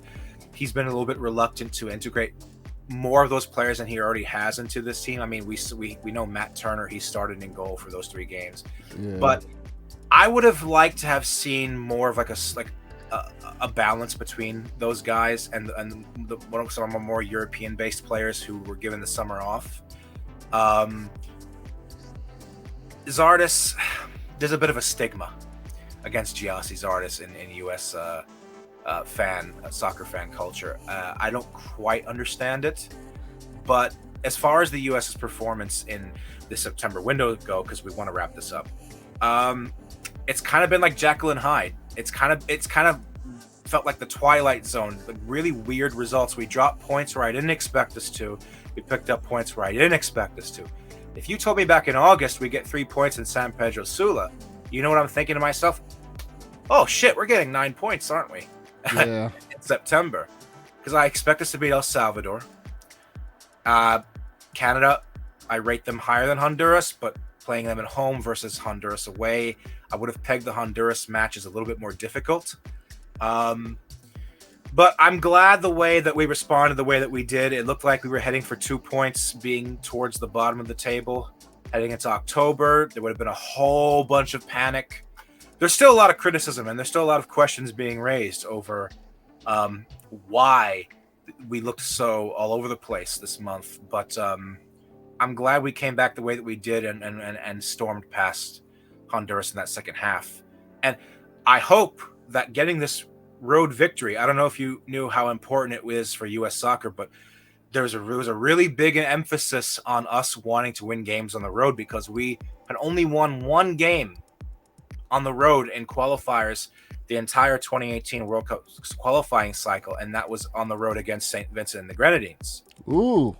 And spicy nugget there. Oh, St. So Vincent. there was a lot of pressure, and I'm hoping that this win in San Pedro Sula, the first win there in 12 years, will be a breakthrough moment for this team's psychology, and maybe for Greg to get the message that he can't fuck around the way that he's been doing. Yeah.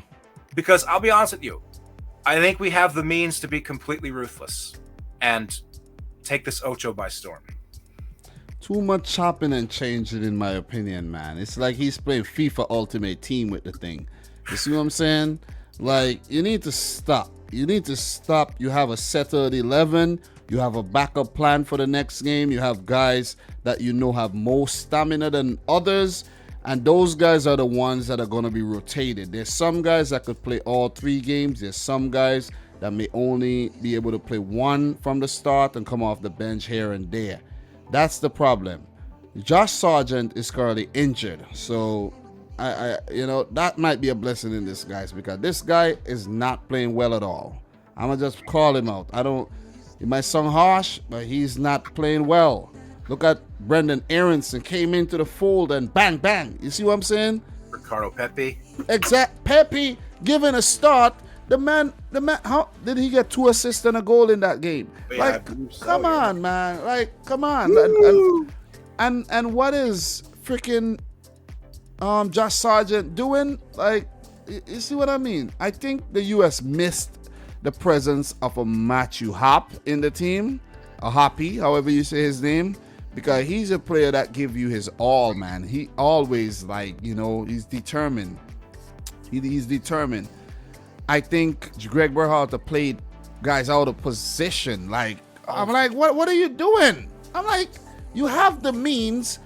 Play the players who play in that position and not trying to play Tyler Adams as a winger. Yeah. And you know what I'm saying? These are the things that I don't understand with Greg Berhalter. Like, and if it wasn't for Fabian Coito kind of messing up there with changing his system, Honduras were on course to win that game, and the U.S. would have picked up a maximum of 3 points in the window, because they would have fought back, maybe scrapped and get a draw. And 3 points going into October would not have looked good. 5 points don't look too good. 2 draws, but it's because Canada and Panama are right there too, and Mexico only just 2 points away. But the USA gotta get their act together, or else it could be 2018 happening all over again. Let me say this: the US does not want to find themselves in that playoff spot. They do not. They don't. Because what if CONMEBOL plays CONCACAF, and that's what it seems like it's gonna be, and you end up playing Colombia or Uruguay? You're done. We're done. Yeah. You see what I'm saying?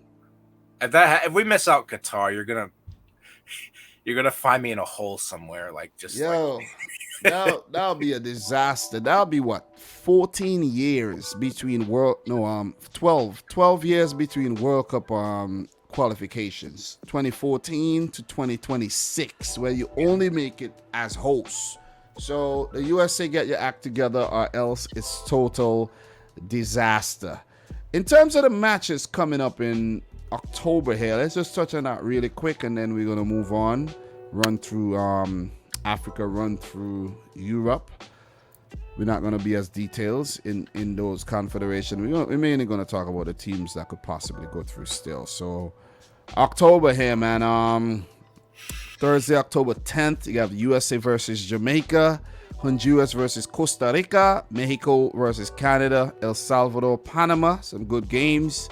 You got Jamaica versus Canada, Jamaica at home, Costa Rica versus El Salvador, Mexico versus Honduras, Panama will host the USA. And on the 13th, you have games coming up between the USA and Costa Rica on US soil. Canada will host Panama. That'll be a good game. 2 of the top teams in my power rankings. Honduras, San Pedro Sula versus Jamaica. El Salvador will host Mexico, and that will round it off for CONCACAF, everybody's favorite confederation. Indeed. So we're into UEFA, and it's a lot of teams to go through, so we won't be super long when it comes to UEFA. 10 groups of 5 and 6 teams. The top teams would qualify for the World Cup directly, which would make 10 direct spots. 3 teams would go through 3 playoff paths, and those winners will qualify as well to make a grand total of 13 teams qualifying from Europe. So, look, we have some teams on the edge, on the cusp of qualifying, and we have some teams already disqualified. Some teams are still in with a fight, and there's also the playoff spot that we could touch on. And right now, Wales and Austria are in those spots, so we don't really need to talk too much about that. Teams finishing outside the top 2 places will have a backdoor into the playoff via the Nations League overall rankings based on group winners in the Nations League, the last edition.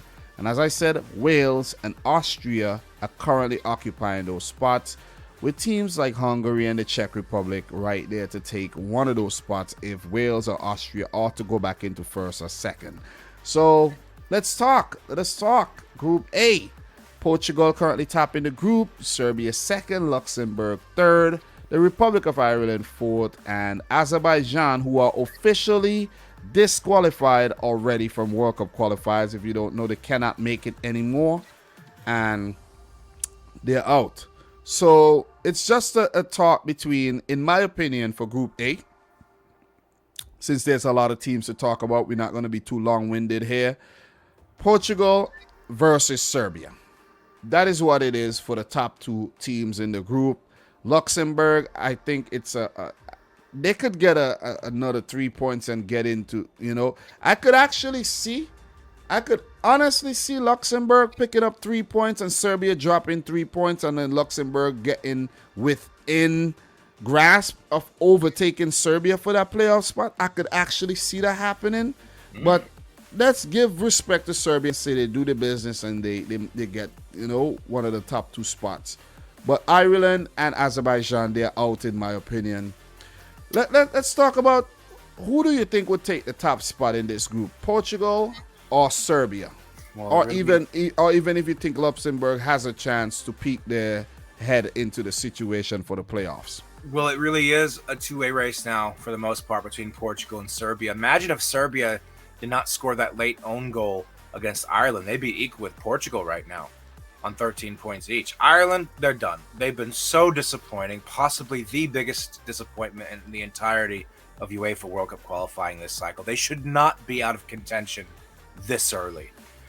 Between Portugal and Serbia, I think it could come down to the final match day in Lisbon. I really do. And Portugal has the upper hand. They'll likely need just a draw in that game if they take care of business elsewhere. So I favor Portugal slightly to finish top and Serbia to go to the playoffs. Yeah, the thing about Serbia, man, that like you're supposed to beat the Republic of Ireland and you go on and draw the game. You see what I'm saying? And these are the things that are going to hinder Serbia from that direct spot, in my opinion. And look, I don't even have Serbia making it to the World Cup. They'll go to the playoffs, in my opinion, and they're going to miss it. They're going to miss it. Whoever they meet in the playoffs are going to beat them, and they're going to miss the World Cup, in my opinion. They do have players coming through. They're looking good under Dragan Stojkovic. But still, you got to win these games. These are the games you got to win. And you know why I'm making this conclusion? We're going to move on from Group A. But I'm making this conclusion because look at what Portugal did when their back was against the wall, against the Republic of Ireland, to come back late with those 2 Ronaldo goals to make him all-time leading goal scorer in international football, breaking Ali Daei's record of Iran. And they came back. They made it count when it was most important.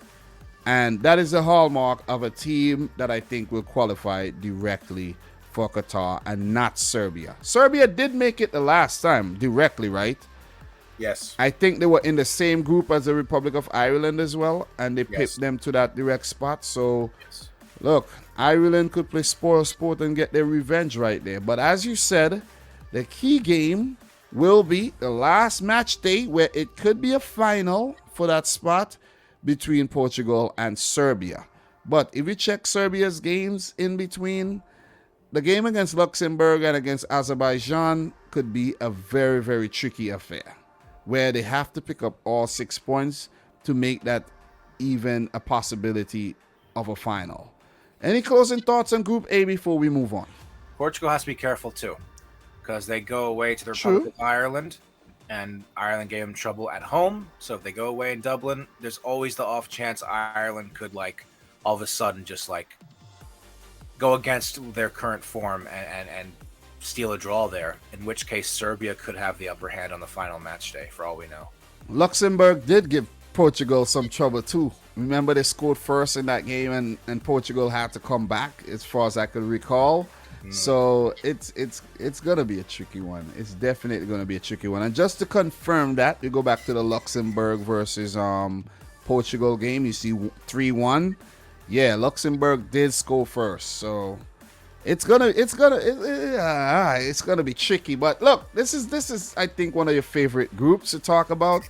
Spain, Sweden, Greece, Kosovo, and Georgia. Look, let me just start by saying Sweden, how they allowed Greece to pick up that win, it's beyond me. They're blue balling me. Yeah, I think they might end up ruin that loss, because when you look at the table, you know, they pick up 3 points there.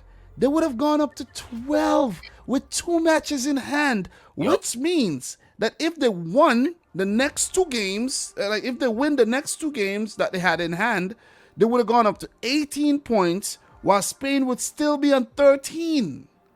They would have qualified with a stretch, with a big gap. They can still qualify directly, but it's also going to come down to the final match day where Spain do play Sweden, and this game will be in Spain. Imagine if Spain misses out on a direct spot at home. Oh man. Yeah. Oh man. Sweden, they made me look and feel good when I predicted them to finish first in this group when they beat Spain on that first match day, and then they go and they lose to Greece. You know what's so tragic is that I had them drawing to Greece. They could have afforded a draw to Greece. Like, they didn't even need to get 100% record between that win over Spain and the next time they play Spain. They had a little bit of a cushion where they could get like a draw. They couldn't even get anything against Greece. They were in a 2-0 hole. Robert Quaison pulled one back. They couldn't find the equalizer. And now, like you said, they have to pretty much run the table now and hope that they can get something from that last game against Spain again, or that Greece does them a big favor and takes points off Spain when Spain plays them in Athens in November. Because remember, Spain doesn't play any qualifiers next month. They play the Nations League. Yeah. So they have the month off in that regard. Sweden has 2 games at home against Kosovo and Greece. They win that. They go to what? 15 points. Then they go away to Georgia. Tricky away game. They should win that on paper. They win that. They go to what? They're on what? 18 points?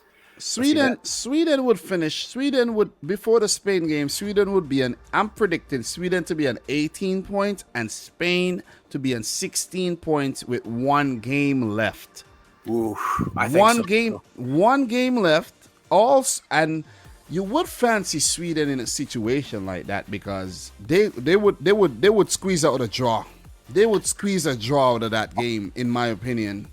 Well, look, your thing for Spain, I think is gonna happen in terms of them going through the playoffs. Look, a big team is gonna miss out. It could be Spain. It could be Spain, because I'm telling you, it was a big boo-boo losing to Greece, but also you have to give credit to Greece. Their manager was under a lot of pressure, and the head of the FA had just resigned the exact day. So you could see a shift in Greece, the national team setup, where they needed some type of inspiration because they had been down in the hole. They had been one of the worst attacking teams, in that they had the less shots at goal across the entire confederation, with the exception of San Marino. And they came in this game and they played out of their skins. I think Sweden were very unlucky not to win the game, because they did hit the post, and they did really come close on a few occasions. They did come close. So, but it was just Greece's luck on the day that gave them. I'm not saying they won it by luck, but they were good. They were really good. We'll see. I am less confident now about my earlier prediction because of the fact they dropped points here, and they've gone undefeated against Spain twice this year. Because remember, they were in the same group in the Euros, and they held Spain to a 0-0 at the same venue in Seville. Yeah. And then they beat them in home in Sweden. Now they most likely have to avoid defeat to Spain again that final match day. Can they do it a third time? Of course. I don't feel confident about it, though. Bro, once Spain has players like Morata playing for them, bro, it's a possibility. The possibilities are there. I'm telling you this. When you have Eric Garcia in defense, it's a possibility, bro. Spain aren't good right now. They're not good. I know they got to the semifinal of the Euros. They were lucky. I'm telling you, they were damn lucky, man. I agree. And I would love to see a situation where Spain go into the playoffs. So that's how this group is looking. Greece, could they peek their head back into contention? Yes. Yes, because let's say Sweden drop points and Greece keep picking up points. They could be in contention for that playoff spot. You never know. But right now, I think it's too late. I really think it's too late. It's halfway through for them, but I think it's too late. I think it'll be Sweden, Spain. Oh, I have a feeling it might be Spain going through the playoffs, though. I wanted to have that type of twist. Yeah, that's what I want. That is what I want. So, look, just to touch on look at the fixtures that's gonna come up next month, really quick. We're gonna have games: Greece, Georgia, Sweden, Kosovo. Yeah, big up to Kosovo. They tried, man. Georgia, yeah, notable mention for these teams. Sweden, Greece. They play again next month, so they gotta get their act together. Georgia play Sweden, Greece, Spain in November. Greece, Kosovo, and the big game, man. The big game on the last match date. And not only on the last match, the late match as well. The 2:45 game. So, yeah. It might be a different time. It might be, the time might go where? Forwards, I think. Yeah, the time might go forward, right? Yeah, I think so. For daylight saving time. Yeah, there might be a situation like that where the time might change for us. But, look. That's besides the point. But I would love to. I love how Group A and Group B are shaping up, though. But we won't stay forever. We're going to move on. Group C. Still very tricky group with Italy currently on top, unbeaten. I think they'll qualify directly. But the thing is, it's tricky because if Switzerland, let's say, I think Italy had a poor September international break, dropping points to Switzerland and Bulgaria. Yep. That was very, very, I didn't see that coming. Look, Switzerland win 2 games, they catch Italy. Yep. The goal difference could be a factor. But if Italy keep dropping these points and I think Italy would edge it because they'll continue winning and they have the goal difference in their favor. But you never know, man. You never know. I don't think Republic of Ireland you never know with them too. They could pick up points. But I think it's between Italy and Switzerland for the top spot and the playoffs, with Republic of Ireland peeking their heads in. Bulgaria do have 5 points. Lithuania pretty much out of it. But let's go down to the last match they here, and you see Switzerland will play Bulgaria, and you have the Italy versus Switzerland match here. This would be the very important game. This would be very, very important. I think this is the key match. Yes. I think whoever wins this game takes the direct spot right there. By far. Because I don't think Switzerland are a quality team. They're under new manager as well. That's something we didn't mention the last time. Vladimir Petkovic has moved on. These things are easily missed. And I could never remember the player that's in charge, but I think it's like a brother, one of the brothers. What's his name? I can't remember his name right now. Yakin, you said? I think it's Murat Yakin. I think it's something Yakin. I know it's Yeah. Swiss player. Yeah. Yeah, it's one of them those former players though. And I'll get you the correct name right now. It's Murat Yakin. Yep. It was one of the Yakin brothers. So he was the lesser known brother. Hakan Yakin was the more popular brother. So most of the time it always turns out to be like that, where the less talented one is the more tactical one. You know what I'm saying? But the game between Switzerland and Italy, I think, would be the decider here. But I think Italy should end up maybe picking up a draw in that game again and just squeezing over and avoiding PTSD. You know what I'm saying? What are your thoughts here? Yeah, this is one of the potential upsets I think not a lot of people are paying attention to, because a lot of people may have mentioned the Sweden-Spain one, but Italy are not. Italy are in a somewhat vulnerable situation here because of their dropping points against Bulgaria, and with 2 games extra played over the Swiss. If Switzerland beat Northern Ireland and Lithuania next month, they catch Italy. And it comes down to that clash in November. And exactly. You know what's so interesting is here's a very interesting tidbit.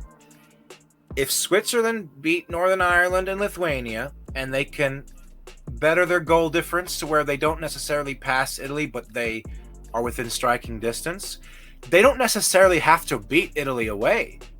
Because if they catch them on points and they both tie that game, and they both on 15 points, they both head into that final match day, and you look at who Italy's playing, who Switzerland's playing, I think Switzerland has the easier game on paper there against Bulgaria.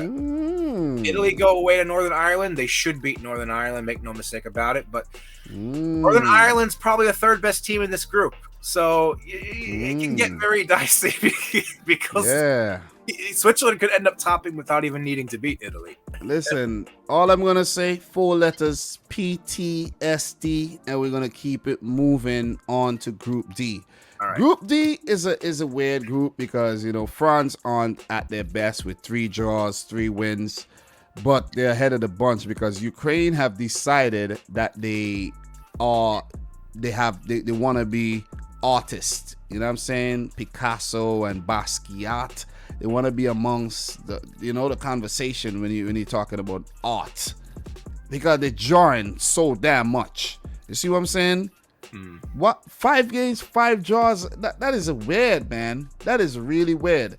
They have changed managers. Shevchenko have moved on, and they have a new manager.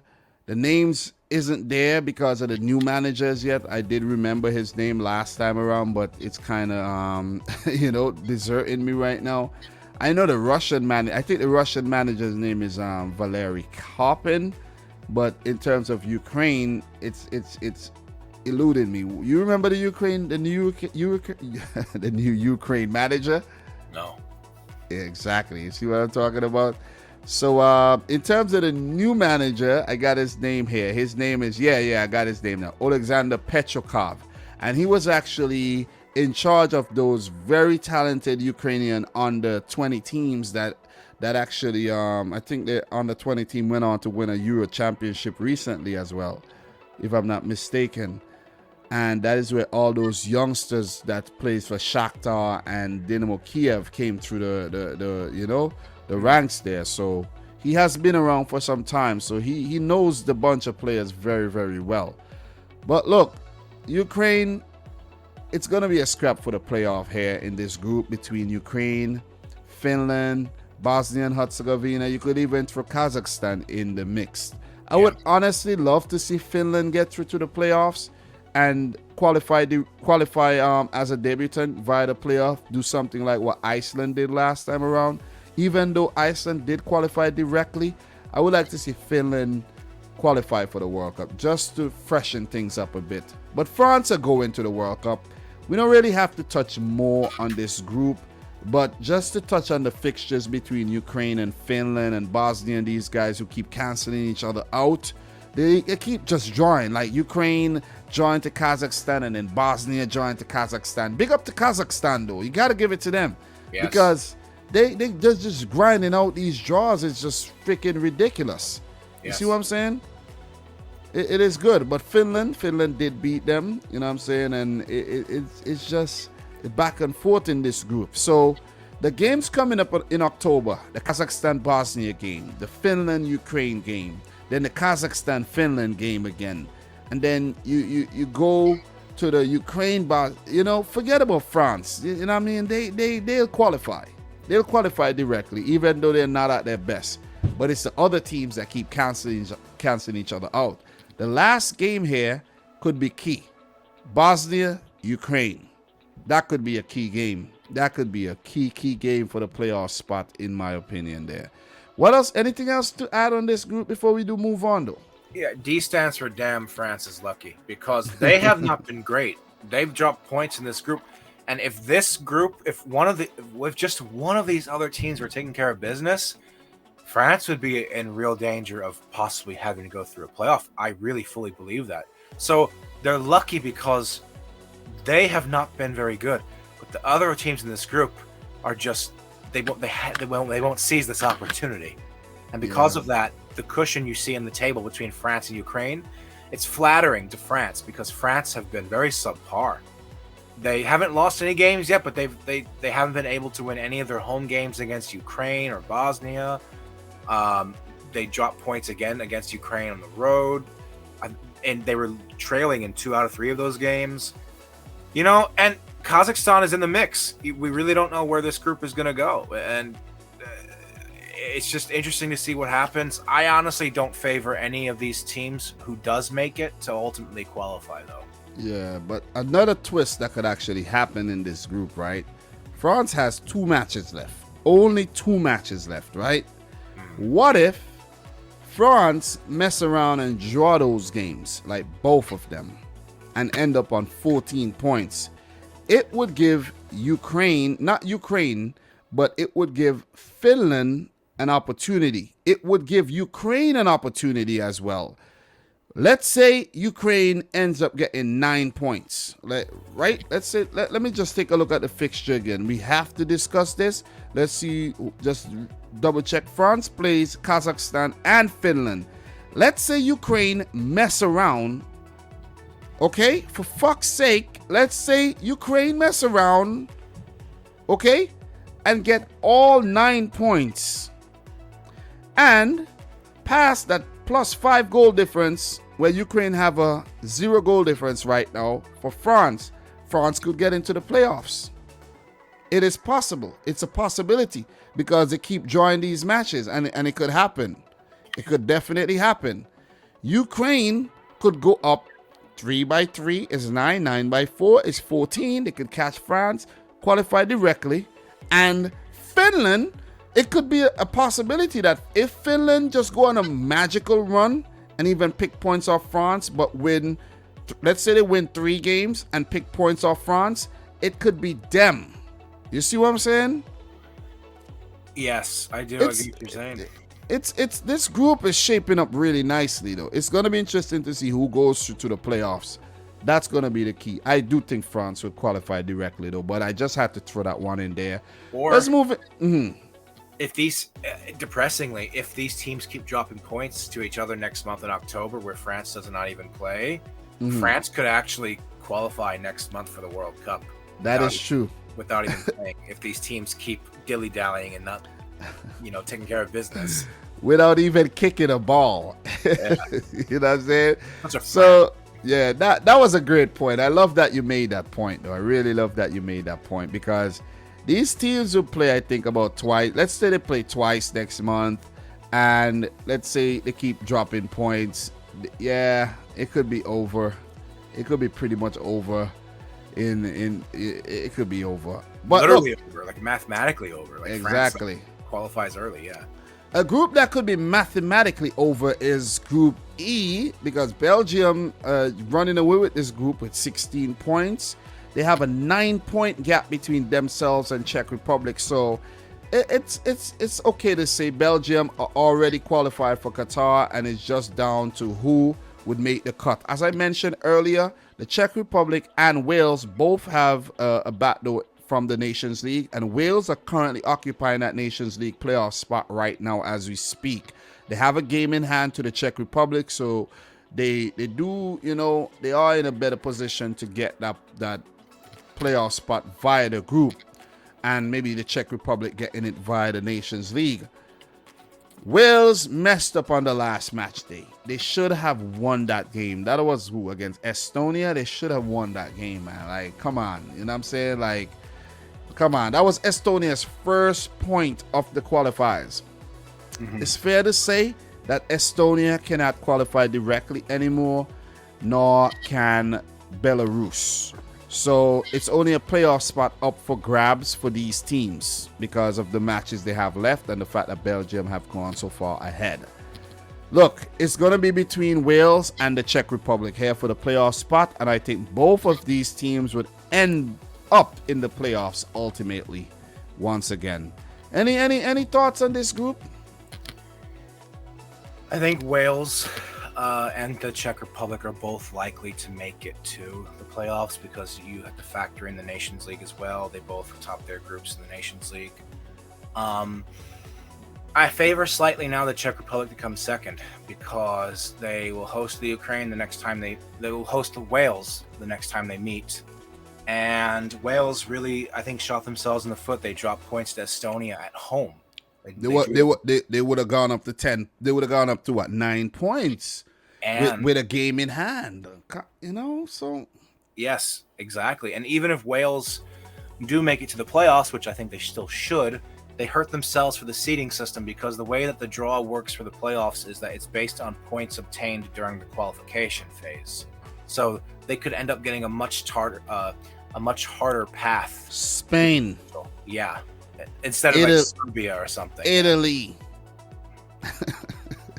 Yeah. Belgium's going to qualify in November. Yeah. I mean, they're basically already there, but they'll officially qualify in November, possibly while they're the reigning Nations League champions at that point. Yeah. I like the Czech Republic, though, to possibly make it back to the World Cup. You never know. They just might. They're playing some gritty football. They just might. They got the talent. They just might. That's all I have to say. I'm not predicting them to make it, but let's see. We're going to keep it moving. Group F. Oh, man. Denmark, man. Oh, my God. What a team. They're the only team now that has a perfect record in qualifiers over in Europe. 6 games played, 22 goals, none conceded, 18 points. This is absolutely ridiculous. This is ridiculous. So, look. Scotland and Israel, Austria. The interesting thing about Austria, though, is that Austria has a high ranking in the Nations League backdoor, right? And they're 4th, which means that they're in the playoffs even if they place 4th, or even if they end up placing last in the group, they're still in the playoffs, which is kind of crazy. What if they place last in the group, go through the playoffs, and makes it to the World Cup? That would be nuts. I don't think that's going to happen, but you never know. I think Franco Foda is under a lot of pressure, and he could lose his job in October. As soon as October hits, he could lose his job. Look here. Denmark are qualified. They're through. No way they're missing out. They only have, 2 matches left. It's, 3 games? How many games they play? Yeah. More. You sure? Yeah. Are you sure? Yeah. Oh, yeah. Oh, man, I forgot Moldova. I didn't even see Moldova at the bottom there. Oh, man. Moldova at the bottom. Yeah, they do have 4 games left. 6 teams. Yeah, 10 games. Yeah, I didn't even see Moldova there. But look, they're qualifying. They're going to win their remaining matches, in my opinion. They're going to win their games because look at what they did to Israel there. And Israel were really playing some good football. And Denmark just say, "Hey, man, we don't care what you did. You playing us. We're gonna show you who's boss." And Denmark, I think they actually rotated their team against the Faroe Islands with the Israel game in mind, and it worked to a T, even though they almost dropped points to the Faroe Islands there. Your islands, I should say. You know what I'm saying? How you feel getting so close to a point against Denmark, bro? Must have felt good. You know, the boys try their hardest, but we'll get them next time, huh? Yeah, I know. But talk to me about this group. Scotland looking good for that playoff spot. Israel, there'll be a fight between Israel and Scotland right now, as it seems. And Austria will always get that playoff spot because of that Nations League standing. Talk to me here about this group briefly. Yeah, Denmark is going to run away with it. They already are. They could possibly become the first country in the world to qualify next month on October 12th. There are one or two other nations I have in mind, one of which we'll get to later on in this video, that I think could just beat them out to it in terms of officially qualifying early. But yeah, they're sitting pretty. I think that they benefit from the fact that this is not the most challenging group, but they're still, honestly, arguably a top 10 national team in the world right now on current form, coming off a semifinal run to the European Championship, 6 consecutive wins here in qualifying, 22 goals scored, 6 clean sheets, 0 goals conceded, 7 points clear of second place Scotland. Scotland, Israel, and Austria basically duking it out for that second, for that playoff spot. I believe, don't quote me on this, I think Austria are in decent position to make the playoffs anyway because of the Nations League. Yeah. I've been mentioning that, yeah. So, it's possible that maybe that could be contributing to why they're not doing so great, because maybe they are keenly aware of that, you know what I'm saying? Yeah. And they realize, yeah, you know what, Denmark was pulling away even before we got into this funk, so let's just hedge our bets on the next round or something. Scotland, though, huge away victory. Like you mentioned, huge away victory. And I think they're probably favorites now to come in second, because the only way they can qualify is through the playoff. Same case with Israel. And I was surprised, like you were, when you were covering Denmark's thrashing of Israel 5-0. I thought Israel was going to give them a really tough game because Israel has been in decent form lately. But yeah, no, Denmark just tore them to shreds, didn't they? They Yep. made hard work of the Faroe Islands, but then they came back and just ran roughshod over the Israelis. I don't have much else to say on this group. I mean, who's going to go to the playoffs? I think it's going to be Austria and Scotland. What do you mean you don't have much more to say when you haven't touched on your boy Aaron Zahavi and the fact that he did not show up against Denmark, bro? You know what I'm saying?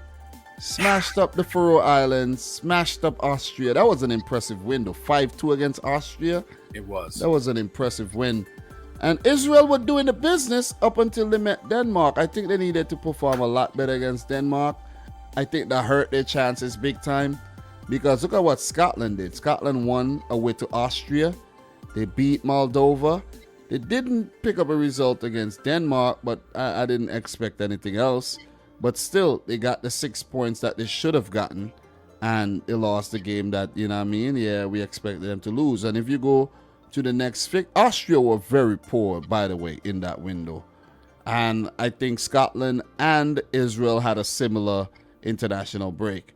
Scotland and Israel play next in October. This is going to be a big game. That's a big game. Austria should beat the Faroe Islands. Denmark should beat Moldova. Scotland should beat the Faroe Islands. So if they're able to beat Israel and beat the Faroe Islands, they could put themselves in a really good position. A draw would not help them at all because Israel will beat Moldova. It's going to be close. Let's just say it's going to be very close. You go to the November fixtures. Scotland has Moldova. Israel has Austria. Scotland has the better fixtures, but Scotland do have Denmark. It's a mix. Israel play Faroe Islands. So it's a mix, man. It's a mix. It is a mix. It's like, it is going to be difficult in this group as well. This group is not going to be easily predicted. Denmark to qualify directly, but for the playoffs, it's a toss-up, in my opinion. I agree. Yeah. So, look, we're going to move right on. We got Group G. This is a very, very interesting group. So, you have a few more groups to run through. What we got? Group G, H, I, J. Oh, man, we got a lot of groups to go through. Let's run through these groups, though. Group G. Look, 13 points, the Netherlands. Norway, 13 points as well. Then we have Turkey with 11, Montenegro with 8, Latvia with 5, and Gibraltar down at the bottom without a point. So, talk to me, man. Talk to me. I think it's a 3-horse race. I think that it's between the Dutch, the Norwegians, and the Turks, just like we've said many of times, and that's what's shaping up to be. I was always skeptical about Montenegro really being in contention because their early schedule was kind of lenient. They start off with their games against Latvia and Gibraltar. It kind of allowed them to pick up the points and give the illusion that they were chasing a top 2 spot. Case in point, they dropped points at home in this last break that they should not be. They drew 0-0 to Latvia at home in Montenegro, and I think it's... You look at their last remaining fixtures, they play Turkey, Norway, and Netherlands, the 3 group leaders right now, the 3 teams ahead of them, rather. And it's just... I don't really I consider it a 3-horse race, not 4-horse race. Turkey now, a lot of uncertainty after the I almost said snacking. Sacking of Sunil Gunesh. It could be a good thing for them. It could cause a little bit of squad instability when they head into that October window. But I think the Netherlands right now, with Louis van Gaal back in with it for his 3rd stint, and I think that Norway right now, as you mentioned earlier, looking a little bit on fire, I think they're favorites to come in that position. And I think the group as it looks right now, I wouldn't be surprised if it stays that way, with Turkey just missing out entirely, not even making the playoffs because of the fact that they've just looked so dire since before the Euro started. It could be a case where it comes down to that final match day between the Netherlands and Norway. The Dutch might need, like, similar situation between Portugal and Serbia. The Dutch might need that last. Do they meet each other on that final day, Norway and Netherlands? Yes, they do. That could be a really interesting game. I think you'd give the edge there to the Dutch because they're at home. But the thing too about this group is that there's so much uncertainty because even though I heard you talk about Montenegro could go and pick points off Norway. You see what I'm saying? That's the thing. That's the thing in this group. That's the thing. Turkey could get the act together and pick points off Norway and pull themselves back into contention to make the playoffs as well. So Montenegro will beat Gibraltar. They could get points against Norway. So you can't even write them off as well. You see what I mean? Mm-hmm. But for the Dutch, they should beat Latvia. They have an advantage. They will beat Latvia and they will beat the Gibraltar there. So that's 6 points. They will go up to 19 points while the other teams may drop points along the way. Turkey play Norway. They're going to drop points. Somebody's going to drop points there. And then Norway play Montenegro. Someone's going to drop points there again. Norway play Latvia. They should handle Latvia there as well. But and then the Netherlands, a tricky game for the Dutch, I think, is the game against Montenegro. If the Dutch beats Montenegro, they are qualifying directly. Forget about the game versus Norway here. The Dutch are qualifying directly once they handle business before they meet Norway. Norway would have to go through to the playoffs if they are to make it back to the World Cup. Any closing thoughts on this group? I am increasingly bullish on Norway's chances of making it to the World Cup. I think that they're likely might have to do it through the playoffs, but you know, they're trying to get back to their first World Cup since 1998, and this could be a time for them to potentially make their return. You know, in recent years, the last World Cup, we saw 3 Scandinavian countries make it: Iceland, Denmark, Sweden. Norway might want to say, you know what, hey, we're still relevant as well. We believe we can show what we're worth. And, you know, to have players like Alexander Sorola, Martin Odegaard, and Erling Haaland, this could be their best opportunity in a very long time to show their worth and to emerge back on the big stage and bring Norway back to a World Cup. Will they do it? I don't know. I think a lot depends on the draw. You never know. You never know, bro. You never know. I'm telling you, with the Dutch team, you never ever know. And this group is wide open. Take a look at it again. It's wide open, man. Listen, wide open. 13 points, 13, 11, 8. All these teams are still in contention with 4 matches left to go. So I'm telling you, it is open. So look, we're going to go down and we're going to go on to the next group here. When we're going to talk about Group H. Not a tricky group. Croatia topping on 13 points. Russia also on 13. Slovakia on 9. Slovenia on 7. Malta 4. Cyprus 4. I think it's between Russia and Croatia for those top spots. Slovakia has not been convincing at all. But 3 points dropped here. Croatia or Russia. 3 points gained for Slovakia. See them get right back into contention. And the same goes for Slovenia. You see what I'm saying? So it is a very, very tricky group. But I do think the teams favored to go through to the World Cup are Croatia and Russia, or even the playoffs could be Slovakia peeking their heads in. What are your thoughts here? I think Croatia down the stretch in this group are going to show their individual quality is going to continue to shine. They'll book their spot directly. I know that you were quite look at the last fixture there before you continue. Okay, they play at home against Russia. So they are favorites because at home they're very, very good.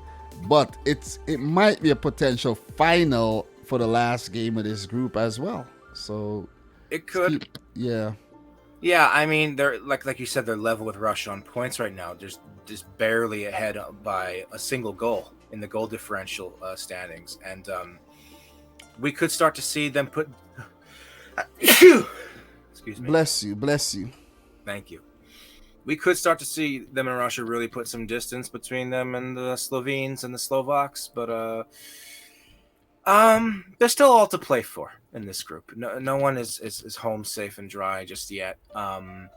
I think that Slovenia and Slovakia are still good enough to, if not finish in a top 2 position, then to prevent one of the others from finishing top and qualifying directly. Russia still have games in hand at home against Slovakia, then away to Slovenia, and then they close out away to Croatia. Croatia, they close out with 2 of their last 3 games at home, as well as away to Malta. Those are 3 very winnable games for them. So I think Croatia are slightly favored to maintain their position at the top, with Russia making it to the playoffs. Slovenia just seem like they just won't have enough, and Slovakia, they might just barely miss out as well. Yeah, the Russian fixtures there against Slovakia, and then they play Slovenia. Those could be very tricky. And then they have Cyprus at home, and then they have Croatia on the road. I think those are gonna be the determining factor if they're gonna make it directly to Qatar. It's looking like Russia won't make it, but the Croatian team, you can't trust the team because they could drop points. You see what I'm saying? They could play Slovakia and drop points, even though they're at home. You never know with this Croatian team, I'm telling you, man. So I do have them going through to the playoffs, but still, they might just end up topping the group, though. Still topping the group. So look, not much more to add on this group. I think it's pretty clear-cut with Croatia and Russia, the front runners here. Slovakia, they could get through to the playoffs, and Slovenia, as you mentioned, it might be a little bit too much for them at this point in time. But I'm disappointed with what Cyprus did in this group. I expected them to cause more of a stir here, but they were really, really bad in September especially. So look, we're going to move on to Group I, where we have England, Albania, potential debutantes, Poland, Hungary, Andorra, and San Marino, who also won't make it to Qatar mathematically, or they're out. So England, they dropped their first points against Poland there, give the other teams a chance with 4 games to go. And they got to be very careful, man. They got to be very, very careful, because if they lose a game and drop more points, it could be a disastrous World Cup qualifying campaign for England. But I think they'll be all right, man. It was just some brilliance of Lewandowski there in the late there where he set up that goal, that brilliant control and everything. And, you know what I mean? Like Paulo Sousa said, 10 men plus Lewandowski. But for England, they have 3 and 4 guys fighting for one position. England, they should qualify directly. But I like what Albania are doing. They have some really good players in their squad, man. Really talented players. Amanda Brozier comes to mind. Chelsea youngster on loan at Southampton. Guys like Highside comes to mind. You see what I'm saying? They have some quality in their team, and it's showing right now. It's really showing. 2 losses, 4 wins, above Poland in the table. Albania could be looking at a playoff spot. Hungary, I think, has been very disappointing. I thought they were going to do a lot better, but still, with 4 games to go, you never know what they can do, because if you take a look at the fixtures here that's coming up here in October, you could see the games here for Hungary are very, the game between them and Albania is going to be a tricky one. But Hungary ain't got good games coming up, man. They ain't got good games at all. Their games are... But the games between Albania and Poland, that'll be a good one. England, Albania should beat Andorra. So if Albania do need 3 points to make the playoffs, and Poland also needs 3 points on Hungary, it's going to be very tough. I think Albania have put themselves in a very good position, but they have to get something from the Poland game. They have to get something from the England game. Because, Poland, they're going to beat San Marino. They're going to beat Andorra. And the game against Hungary is where they're going to need to pick up points as well. I think Hungary, they're up against it. I think they'll just falter here because of these 2 fixtures against Albania and then against England there. So I think they're out. What are your thoughts? So how do you personally see this unfolding? Because I'm intrigued by this group. Like, I don't know where it's going. I think this could come down to the wire as well. But I do expect Albania to fall by the wayside eventually because of the remaining fixtures, which you highlighted. I would be a little bit surprised if they finish in the top 2 position. Mm-hmm. And I think they could finish 3rd, a very respectable 3rd against Hungary, who did not have a very good September window. But I ultimately think they're going to finish 4th still. My thoughts on it, England are going to roll. They're going to continue to roll. If it wasn't for Zemanski's equalizer for Poland in stoppage time when they play them away in Warsaw, England would be the 2nd team in Europe right now, only the 2nd team to be sitting on a 100% record along with Denmark. And, England, you can make a case right now, of all the big teams in Europe, they might be the most consistent looking right now. True. Maybe not the best team, but the most consistent one because they're getting results. We're in a World Cup qualifying cycle where, Spain has already succumbed to an upset. France have not really looked very convincing. Italy as well, in some regard. It's really only England, Denmark, and Belgium that have really been taking care of business, if you think about it. I actually don't think this group is going to produce a 2nd team to go to the World Cup. I don't like the look of Poland, honestly. But the thing with Poland, when you have Robert Lewandowski, I think there's always a chance. I don't have them qualifying, sure. But Lewandowski gives you a chance. That's the thing. He's so brilliant that he gives you a chance. Sure, that's fair. Yeah, but I think England, yeah. It's interesting. I would love to see Albania go through. I want to see new teams at the World Cup. I would love to see Albania go through, but ultimately they might just fall by the wayside, as you mentioned. Look, we're not going to be too long in this group. We're going to move on. Any thoughts on Hungary making it, though, or you think they messed up in September? I think they messed up in September. I don't think it's over for them, but I think they have a lot of work to make up, and it's not going to be safe by any means for them to rely on the Nations League bailing them out, because they did get promoted from League B into League A, but they're going to need a couple of results to go their way if they're going to have that to fall back on. That is true. So we're going to move on. The final group, man. This group is looking really interesting with Hansi Flick taking charge of Germany once again. and have them looking really good with 15 points. Seems like they're gonna run away with this group easily. So we don't need to touch too much on Germany here. Just the fact that they've been playing some good football on the Hansi Flick. I have to note that Joachim Löw, they were still going through a funk, and I honestly think if Joachim Löw was still in charge of this German team, Armenia would have still been on top of this group. Germany would have probably been third or fourth right now in the table, to be honest. They just needed that breath of fresh air, and I think Hansi Flick offers that. Armenia, man. Oh, man. Armenia. They're looking... I think they did good enough. If you check the results, they did lose to Germany. But if you check their results, they didn't do too bad as well. Because if you look at their results here... let me just make sure I get all the results. Well, 1-1 against Liechtenstein. I think that was a big let off by not picking up the 3 points. I think they should have picked up the 3 points against Liechtenstein. But then again, still, you got to give it to them. They got a point, and they also got a point against North Macedonia on the road. So picking up 2 points in the September break there isn't too bad for Armenia, and they go up to 11 points, whereas the teams behind them also did not have great Septembers. You see what I'm saying? Yes. So I think that worked out in their favor, where they're 11 points, and Romania just behind them with 10, North Macedonia with 9, Iceland, who has been very, very poor, to say the least, with their goalkeeper Hal Dawson retiring, and Liechtenstein with 1 point pretty much out of it. So it's going to be between Armenia, Romania, and North Macedonia for those playoff spots. And it's fair to say that you might not actually fancy one of these teams making it. But with that being said, I have a feeling you could see a situation where we have a less favorable team coming up against a less favorable team, and we have a fresh face at the World Cup. You see what I'm saying? Via the playoffs. You see what I'm saying?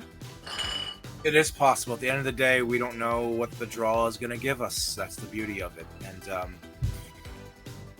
I was studying this group yesterday, and even partially today. And not only did Germany did very well for themselves, running the table, getting those 3 wins this month, 3 clean sheets, looking very good at Hansi Flick now.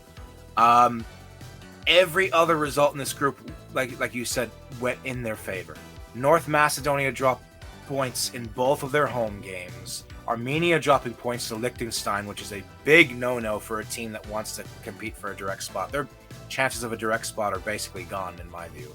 And I was looking and I was doing the math, and I was running all the different scenarios for October. Remember what I said earlier in the stream? Other than Denmark, there's a couple other teams in the world that could officially qualify earlier than them and be that first country to book a spot to the World Cup. Germany, right? That's what you're thinking? The other one of them should be obvious. One of them, his name is Brazil. The other one is Germany. The other one is Germany because if they win their next 2 games, and I looked at the table and I did the math. If they win their next 2 games, and the other teams keep dropping points against each other, basically. If North Macedonia fail to win their next game, and in the next match day, if Romania and Armenia draw, Germany's already booked their ticket with 2 games to spare, and that would actually take place on the 11th of October by the time their second game's played, so they could actually beat out Denmark to qualify directly by 1 day. Yeah, that's crazy. But considering where they were, and we were talking about before September. Exactly. And then it's no. The boring reality is that this was a piss easy group, almost to an offensive degree. Germany got lucky with the draw, and all it took was Jogi Löw being gone to show that. Exactly. So Romania, North Macedonia, and Armenia. Which one of these teams you think ultimately will take the playoff spot, though? Romania. It's hard to tell, right? But I think it's going to be Romania. Romania looks the more settled team, right? The more team you could put your money on, basically. So, yeah, I would actually love to see North Macedonia or Armenia make the cut, because simply they are potential debutants. I want a debutant. I want a couple debutants at Qatar 2022. And I'm afraid to say the only debutant we might actually get is Qatar.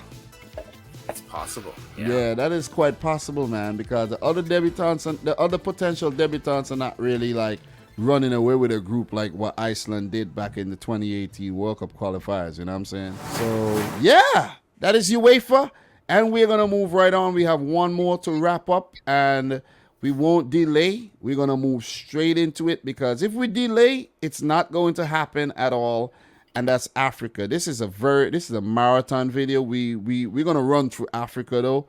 We are currently in the second round. Let me get the second round, round 2. And we're going to touch on these groups really quick. We won't be going through the matches. We're just going to go through the groups, to be honest, and finish off Africa here, because I know it's late and we got to get this thing done.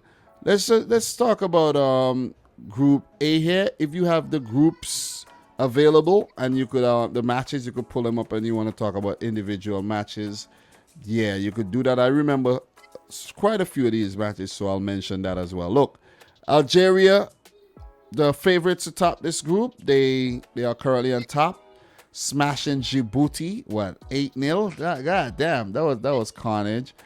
And then Burkina Faso have done well, picking up a win against Niger and an impressive draw against Algeria. Niger beating Djibouti, and Djibouti down at the bottom here. What are your thoughts on Group A?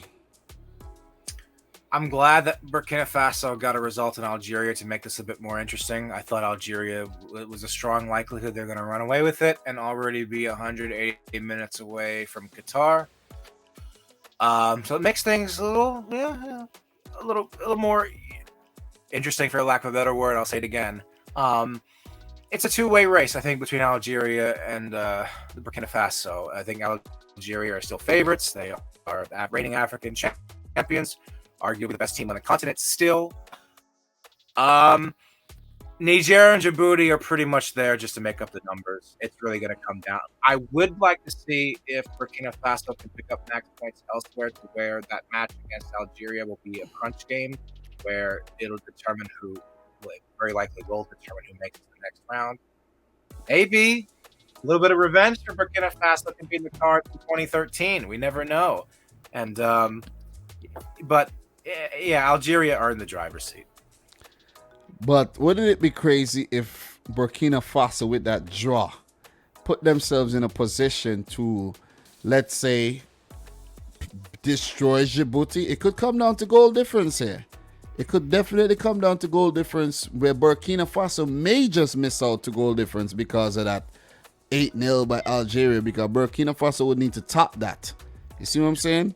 Sure. This group is very interesting, and it's gonna be fun to see how it turns out. It will be disastrous if Algeria misses out on the final round, but for Burkina Faso, we know they're the type of team that just makes it right there and not qualify directly. I think they're one of the unluckiest World Cup teams. World teams, national teams in terms of the World Cup. Them and I'm gonna let you fill in the blank. Unluckiest teams: Burkina Faso and what other team comes to mind? Unlucky to have not made the World Cup from Africa? No, in the world. Unlucky team to not make the World Cup in the world. Maybe this is fatigue setting in. I'm getting tired. Bahrain. Yeah, that's it. Bahrain. Very, very unlucky, man. But we're going to move on to the next group. We're not really going to touch too much on the next fixtures because it's too much to go through. Africa here, Group B. Tunisia currently topping the group. Perfect points, man. We always talk about Tunisia, how well they do. And they're doing well again. Zambia with 3 points, Equatorial Guinea with 3, and Mauritania struggling. Briefly, talk to me about this group right now, the way it looks. Yeah, well done to the Carthage Eagles. Africa can be ruthless. It only gets 5 spots, and sometimes 1, 2, sometimes 3 decent teams will miss out because of that. I rate Tunisia's chances of making it back to the World Cup, actually. A lot of folks don't really, because they think there's 5 other teams on the continent that are better. I can see where they're coming from. But in this group, I would say that Tunisia getting that victory on the road against Zambia, they should run with this group now, because that should have been their hardest game on paper. If they really, continue their form, they could sweep. They could end up getting 18 points. I don't think they will, but I expect them to be in the next round and competing for a spot in Qatar. Zambia, they're still in it, but that home loss really hurts them. And then really it's between them and the other two teams, but you don't get any reward for finishing second, and that's just how it is. Yeah, I think Tunisia, who fell victim to the 2014 format, just like Egypt did, I think it could happen to them again, where they meet a more quality opposition in the third round and they flunk. So with that being said, well done by Tunisia there in September. They're looking good. Wabi Kazri scoring a couple goals there. They're looking good. Once you have guys like Sassi, Slitty, Skiri, and Satney, you'll be all right. They have the quality. But let's see what they do in the final round. Group C. They're likely going to be seeded too. They're likely going to be seeded because they're, I think, currently top 5 in the FIFA rankings for Africa right now. So that could go a long way in determining. Exactly. Group C, Nigeria topping perfect, 6 points. Liberia, 3 points. Cape Verde disappointingly with 1 point, and Central African Republic 1 point. It's fair to say that Nigeria will go on to top this group, man. Not much discussion is really needed here. I think they would run away with this group very, very easily. Even though it wasn't as easy as it looks. The game against Cape Verde was some scrappy goals, but still, they picked up the win. Your thoughts? Yeah, I mean, similar with Tunisia and Zambia. Hardest game on the road in paper. Nigeria got the result to really take control of the group, and maybe Cape Verde will do enough to come in second when all is said and done, but Nigeria should be through the next round. Should be in great contention to make it back to the World Cup with yet again with their manager Gunnar Rohr. I don't really have much to say. Question will be for Nigeria: can they get to the World Cup and make it past the knockout stages this time? Can they avoid Argentina at the World Cup? That's the thing. Yeah. But the thing too about Africa, why we really can't go too much into the analysis of Africa, is there's another round. So we just have to take it easy. We can't get too hyped up, and then, there's another round, and we just have to just take a look at it and just observe. We are just observers right now. The next group, Cote d'Ivoire, 4 points. Cameroon, 3 points. Malawi, 3 points. And Mozambique, very tightly contested group, where I think ultimately will go down to Cameroon and Ivory Coast. And I think for Cameroon, losing that game in this group here, it could actually be, it could be very, very, very detrimental to them making it to the next round, because I actually fancied them against the Ivory Coast, but the Ivory Coast really, they brought out the big guns in that game. I was surprised. I was like, whoa, you know what I'm saying? They really brought out the big guns in that game there, and they got the points. Sebastian Haller, you see what I'm saying? Picked up a few goals there as well. So Cameroon, I picked the Ivory Coast to go through from this group, and it's looking likely. I think they should have at least get something from that game, and I think that might be the game where they fail to top the group. They could actually try to come back in the second, the return leg, but it's good to take care of business first time around and not wait until you play Ivory Coast again. But it's between the Ivory Coast and Cameroon. Ultimately, I think it'll be the Ivory Coast. Malawi and Mozambique, they haven't looked bad. I think Mozambique looked a lot better in that first game that they picked up a draw in against the Ivory Coast, and then to lose to Malawi, I was like, the hell?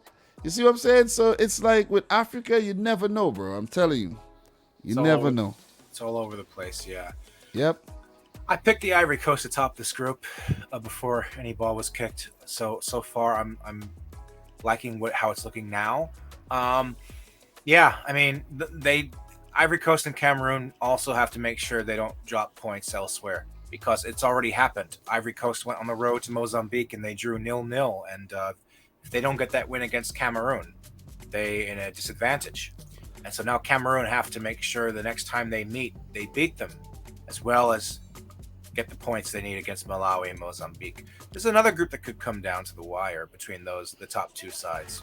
That's all. And the other thing too that has to factor in that we haven't mentioned in Africa is the red listed countries with the more quality players missing out because they play in Europe, England, and they can't play in those red listed countries where not all the African countries are in the red list, but the majority of them are. So that's a factor, and it definitely affected Ivory Coast a lot, especially in their first game there. So we're gonna move on to Group E, where Mali, this is the group of life, Mali, Kenya, Uganda, and Rwanda in that order.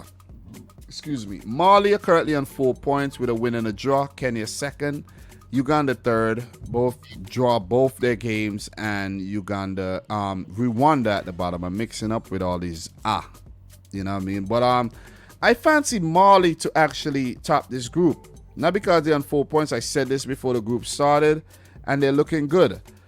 Kenya and Uganda could be tricky teams, but as you see, they're going to always, you know what I mean, pick up a draw here and there. They're not a team that's really going to go and just take the game by the scruff and pick up the 3 points. So I fancy Mali, and I would love to see Mali qualify directly for Qatar and be a debutant. What are your thoughts on Group E here? So, yeah, in Group E, I like Mali to come top. They could have made a more compelling case by sitting on max points, but you know, those away games in Uganda and Kenya are difficult. So far, this group, the standings are right now are just about what you may have expected. I think Mali are firm favorites given the individual quality they have. They're another West African country that's never made it to a World Cup, quite incredibly. I really think they are Africa, maybe even the world's best chance now for a debutante other than Qatar. Given that if they come through this, they're 2 games away from the World Cup. And sky's the limit. Yeah. And I think Uganda and Kenya are still viable threats in this group. I don't really rate Rwanda that much. I would say maybe Uganda's probably Mali's biggest threat, but I do think Mali will come through in the end. I actually have Mali qualifying for the World Cup too, so they better not let me down. I saw that video, yeah. Yeah. So we're going to move on. Group F. We almost done. Your group. Libya. Oh man, Libya doing the business though with 6 points here.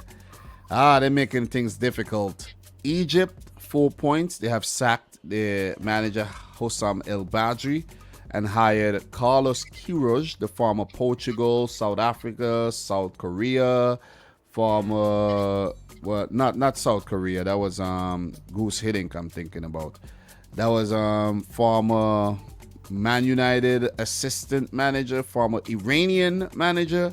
So you have Carlos Queiroz, former Colombian manager as well. Oh man, you're gonna give me your thoughts on Queiroz, but Gabon picked up a draw there, and that draw came against Egypt, and that prompted the sacking of El Badji. Angola struggling at the bottom. Look, Football Pharaoh. Look. Serious question, bro. You guys think you're going to pass Libya, your neighbors Libya there, bro? They're looking good. The thing about Libya, though, before you answer, the thing about Libya is that element of surprise. You don't know anybody there. They play all locally. Nobody could scout them. You probably can't even find a video of these guys. You see what I'm saying? So I think that's where they have the edge over the other teams. And they have picked up 2 wins in 2. They're looking good. Talk to me here. You think you guys could pip Libya there? You play them twice next month, I think. We play them at least once. I know of one of those games being at home.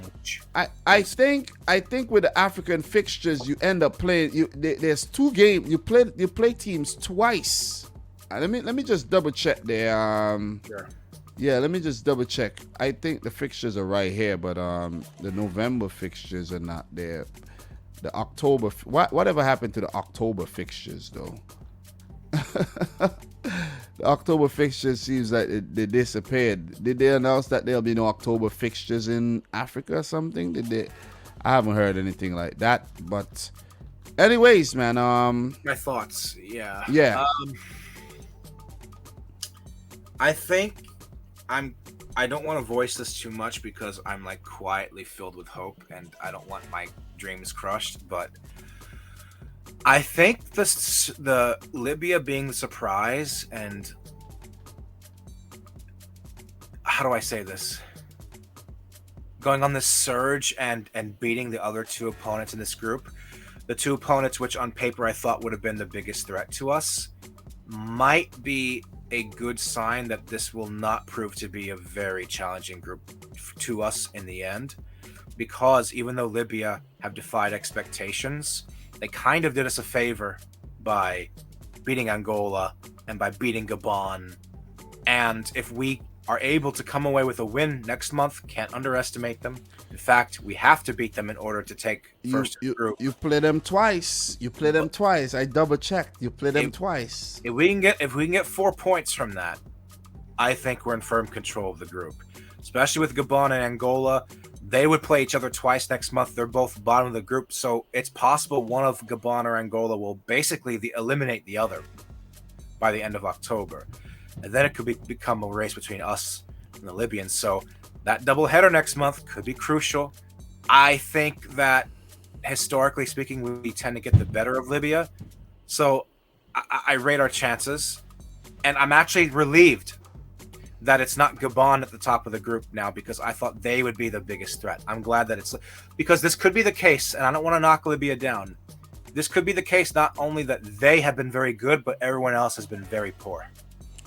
Yeah. So, do you think Carlos Queiroz is the right choice to take you forward? Seeing that El Badri did not have a bad record, but just that he was too defensive and games were too close. Do you think Queiroz is the man to make it happen for you? Because look, you have. I honestly think you have to pick up 6 points in October. Again, you have to pick up 6 points against Libya. That 4 points means that Libya also gets if you pick up 4 points, that means Libya would only get 1, right? So, So they'll be a point behind you still with, you and them have to play the same teams. So I think you pick up 6 points, it put you in a better position there. Sure. To be honest, yeah. And with the way that we were in the first 2 games, we're kind of fortunate to be on 4 points. If you remember, we equalized against Gabon with one-man disadvantage. Yeah. I didn't even know Mohamed Salah got called up. I thought he wasn't playing. Yeah, we managed to get him into that game. It was looking like he was set to miss out, but we managed to get him to come just in time to make the flight to Gabon for that away game. And when they took the lead, I think it was like the 73rd minute. I'm like, oh fuck. Yeah, then you got the red card as well. So yeah, so Gabon really dropped that game. Shame on them for doing it, and they really hurt themselves in doing so. And we didn't look very good against Angola. We needed a penalty to win that narrowly 1-0 at home. We could have easily been sitting only on 1 or 2 points this break. And to answer your question about Queiroz, the only honest answer I can say is I don't know. I don't know, because we have a month now between that doubleheader with Libya. That's going to be his first 2 games in charge. I don't know what kind of impact he's going to have. What I will say is that he's a journeyman. He hops around the globe, as you mentioned, South Africa, Colombia, Iran. I think his record is, for the most part, positive. He has a track record of taking teams to the World Cup.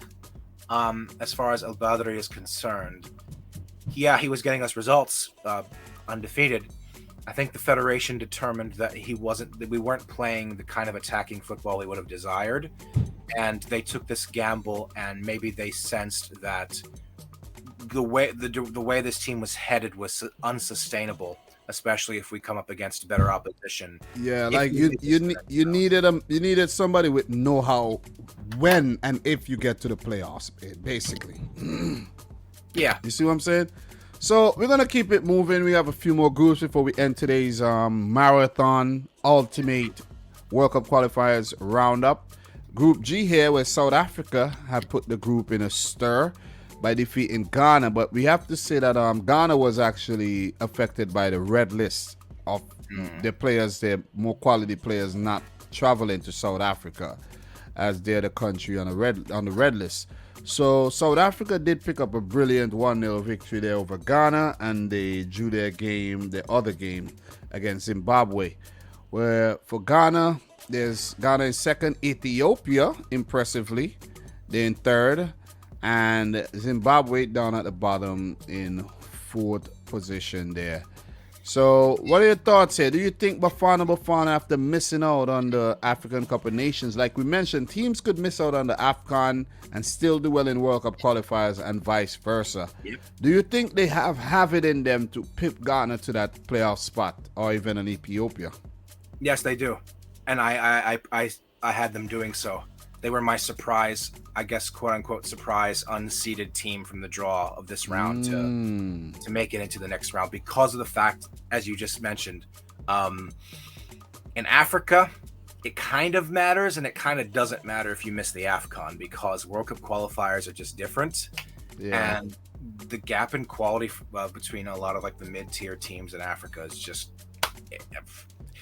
it's narrow, and African football is so volatile.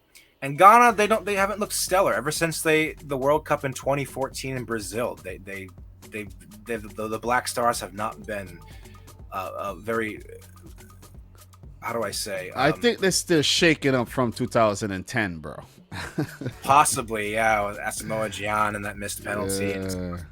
But yeah, no, I wasn't surprised when I saw South Africa had edged them out. I think South Africa could be that team who uses missing out on this upcoming AFCON as like an extra motivation to like come right and at least make an outside case for a spot in Qatar. And yeah, I mean, it's still very early. This is actually my favorite qualifying group. Mm-hmm. Well, this one and DR Congo's group, which we'll get to, because why? Because of the pretty flags. Well, that too, but also because I think it's pretty open. I mean, Ethiopia is a tough cookie. Yeah. And Zimbabwe are no joke either. Everyone in this group has gotten points already. And, you know, Ghana barely edged past Ethiopia in that first match day. You know what I'm saying? Ghana, I think South Africa can do it. I think it's very early. We don't know, but I think they can do it. Yeah, Ghana was really against the odds against South Africa, where they missed most of their better players. And then their goalkeeper got injured. And then the goal was a very scrappy goal. But South Africa played well. I got to give it to them. So they look good. Group H, we're winding down. Senegal, Namibia. Senegal, perfect. Namibia with 4 points. Congo with 1. And Togo without a point here. I think the quality of Senegal should take them through, even though Namibia are looking really, really good. Congo, very disappointing. And Togo, I don't know what happened to them since 2006. So talk to me briefly about this group. Shouldn't really be long because I do honestly think Senegal, they're not gonna lose. Or I doubt they'll draw any games, but you never know. But I think they'll be all right. Senegal should win every game in this group. Maybe you can say a draw on the road to Namibia because Namibia have been holding their own is permissible, but they shouldn't be losing any game in this group. Togo, I don't know what it is. Ever since 2006, they've been almost completely irrelevant in African football. Republic of Congo, just never really that good enough. I can't remember the last time they qualified for an AFCON. Namibia, 4 points. It's a respectable showing. Can they put their big boots on and actually step up and be like, nah, Senegal, we're gonna challenge you. We're gonna show you that we're the biggest threat in this group. Maybe, but Senegal should come through, and I favor them to make it back to a successive World Cup. You can even say that's a prediction under their manager Aliou Cisse. It's not the toughest group, but that's also a testament to how good Senegal are. The fact that it's not that tough of a group. Yeah, Namibia, I think, looked good. They were at the last AFCON, from what I could recall, and they're a good team. They have a lot of players that play in South Africa, their neighbors, South Africa, and they did well. I think they did well, and they would be a threat. So Senegal definitely got to watch themselves against Namibia here. 2 more groups to talk about, and we wrap up the big video. Group I, Guinea-Bissau on top this group, but with a game and played still over. Guinea-Bissau on top the group with a win and a draw in the Guinea Derby and a win over Sudan. Morocco, second with 3 points. Guinea with third with 1, and Sudan at the bottom. But the game between Guinea and Morocco had to be called off, postponed because of a coup. Oh, man. Oh, it couldn't have gotten crazier. A military coup took over the country, and the game couldn't have been played. That was nuts when you really think about it, man. Yeah. You know what I mean? That's crazy. So, you think Morocco would ultimately go on to top this group, or do you think Guinea-Bissau has a chance now that they have points on the board, or even a Guinea? I think Guinea-Bissau and Guinea both have an outside chance here. The draw between Guinea-Bissau and Guinea, who was at home in that game? Was it Guinea or Guinea-Bissau? I think that game was played on neutral ground, if I'm not mistaken, in Mauritania or Cameroon, if I'm not mistaken. I might be wrong, but Who was the quote-unquote home team? I think it was Guinea-Bissau was the home team in that game. Well, the next game, if it's in Guinea, might also have to be at neutral ground if this whole political situation doesn't get resolved. Yep. I just think Morocco have too much quality. If they don't come through this, some people would even say not making it back to the World Cup would be a disaster, because I think Morocco are a top 5 team on the continent, even though they were disappointing in the last AFCON. Let alone not coming through this group, it would just be a total catastrophe. But there's an outside chance for both Guineas to do something, but Morocco should come through. Who's the manager of Morocco, by the way? Vahid Halil. See, Khalid Hudson. you can always pronounce names if you do it slowly. It's Vahid Halil Hodzic. Yeah, what a name, man. Bosnian, man. What a name. What a name. So let's see how this group turns out. But we were so short because of the coup, military coup. And the last group, this is a very interesting group. This is a very open group. I love this group. I love this group, man. And the Taifa Stars of Tanzania are doing the goddamn business here with 4 points. Benin, the Squirrels of Benin as well, are doing the business. I'm liking it. I think the Congo DR called the Leopards, right? As well, the Leopards. Yeah. And Berea of Madagascar. Listen, I told you all about Madagascar. I told you about Madagascar. They are done. After what they did in 2019, I don't know what happened, but that team in 2019 looked so good. I was convinced. I was like, God, Madagascar could be making it to the next World Cup. Yeah. I don't know what happened, but Tanzania looking good, man. Tanzania and Benin. I'm really disappointed in the Congo DR, though. I just got to put that out there. Yeah. Mbokani scoring those goals, and then, you know, them giving up the lead. And it's like, Congo, you know, what happened in 2018, they should have qualified, let Tunisia in. This They're could be the games. They're basically playing games. What you got to add on this group before we end today's video? Well, Congo DR, I think on paper should still be considered very slight favorites, because if they were to win their next match, which I think it's at home. I'm not sure. It might be. There's a lot of double headers in Africa in October. And I like the way it turned out that they're doing it like that, double headers. And for them, Tanzania will play Benin, and the other game, of course, would be Congo versus Madagascar. I think they'll play a double header against Madagascar next month. Yeah, I mean, this is going to be a very interesting group. Either way, one of these teams is going to be close to the World Cup. And can you imagine if Tanzania is in the round of 10? It would be like a similar story to Ethiopia from 2014 when they got so close. People don't even remember that. And I'm sure 8 years from now, people are hardly even going to remember Tanzania if they get 180 minutes away from Qatar. It would be a great story. This group is going to be very competitive. And it's going to be competitive largely because DR Congo just won't take care of business. They seem almost as if they're refusing to do it. Yeah. All 4 of these teams, fun fact, not so fun for them. All 4 of these teams not qualified for the AFCON. but they played in the last AFCON, all 4 of them. Crazy. So if DR Congo doesn't, I mean, they have a lot of time left, but if they don't come in right in this group, who would I favor to take their spot? I would go with Benin. Benin are looking good. I think Benin. Tanzania, I still want to see more from them. They're off to a dream start, but you have to think maybe eventually, like the double round robin format. Do they have the quality to sustain that first place in the group? I'm not so sure. You know, I would actually absolutely love to see 2 debutants from Africa. I don't know if it's gonna happen, but I could sense Africa will get a debutant. They're our best chance of getting a debutant at the World Cup.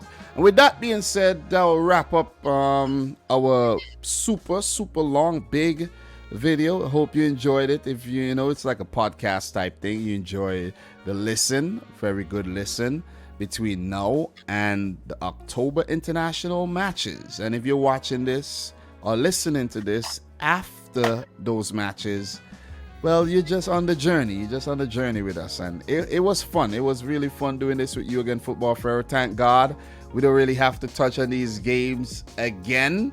We will reconvene sometime in October, just like we did. And then we'll do it again in November. And we'll, you know what I'm saying? It'll be fun. It'll be fun. You know what I mean? Hopefully sometime in the future we could do this in person. That would be awesome. But you know, with the pandemic and both of us being busy and everything, it's a bit difficult to do. But we'll make something happen in the future. We haven't seen each other since 2018, bro. It's long overdue, man. Yeah, it's long overdue. Very long. So, well, you got to say to the people before we bounce up out of here. Guys, we put a lot of hard work into these videos. A lot of content to cover. A lot of many hours, so we hope that you enjoy it, and we hope that you give us feedback as well when these videos are uploaded. And I want to thank Dom for having me on yet again on his channel for this vid. Very comprehensive stuff, and there's still a lot more games to come, a lot more qualifiers to come for this year and the beginning of next year. Well said, man. Well said. A link to Football Pharaoh's channel will be in the description box down below. Subscribe to both of our channels if you're new. Like the video if you like it. Leave a comment. Share the video with a friend or a family member. And from both of us, we'd like to say thanks for watching. Until next time. Peace out. Rich Squad. Peace.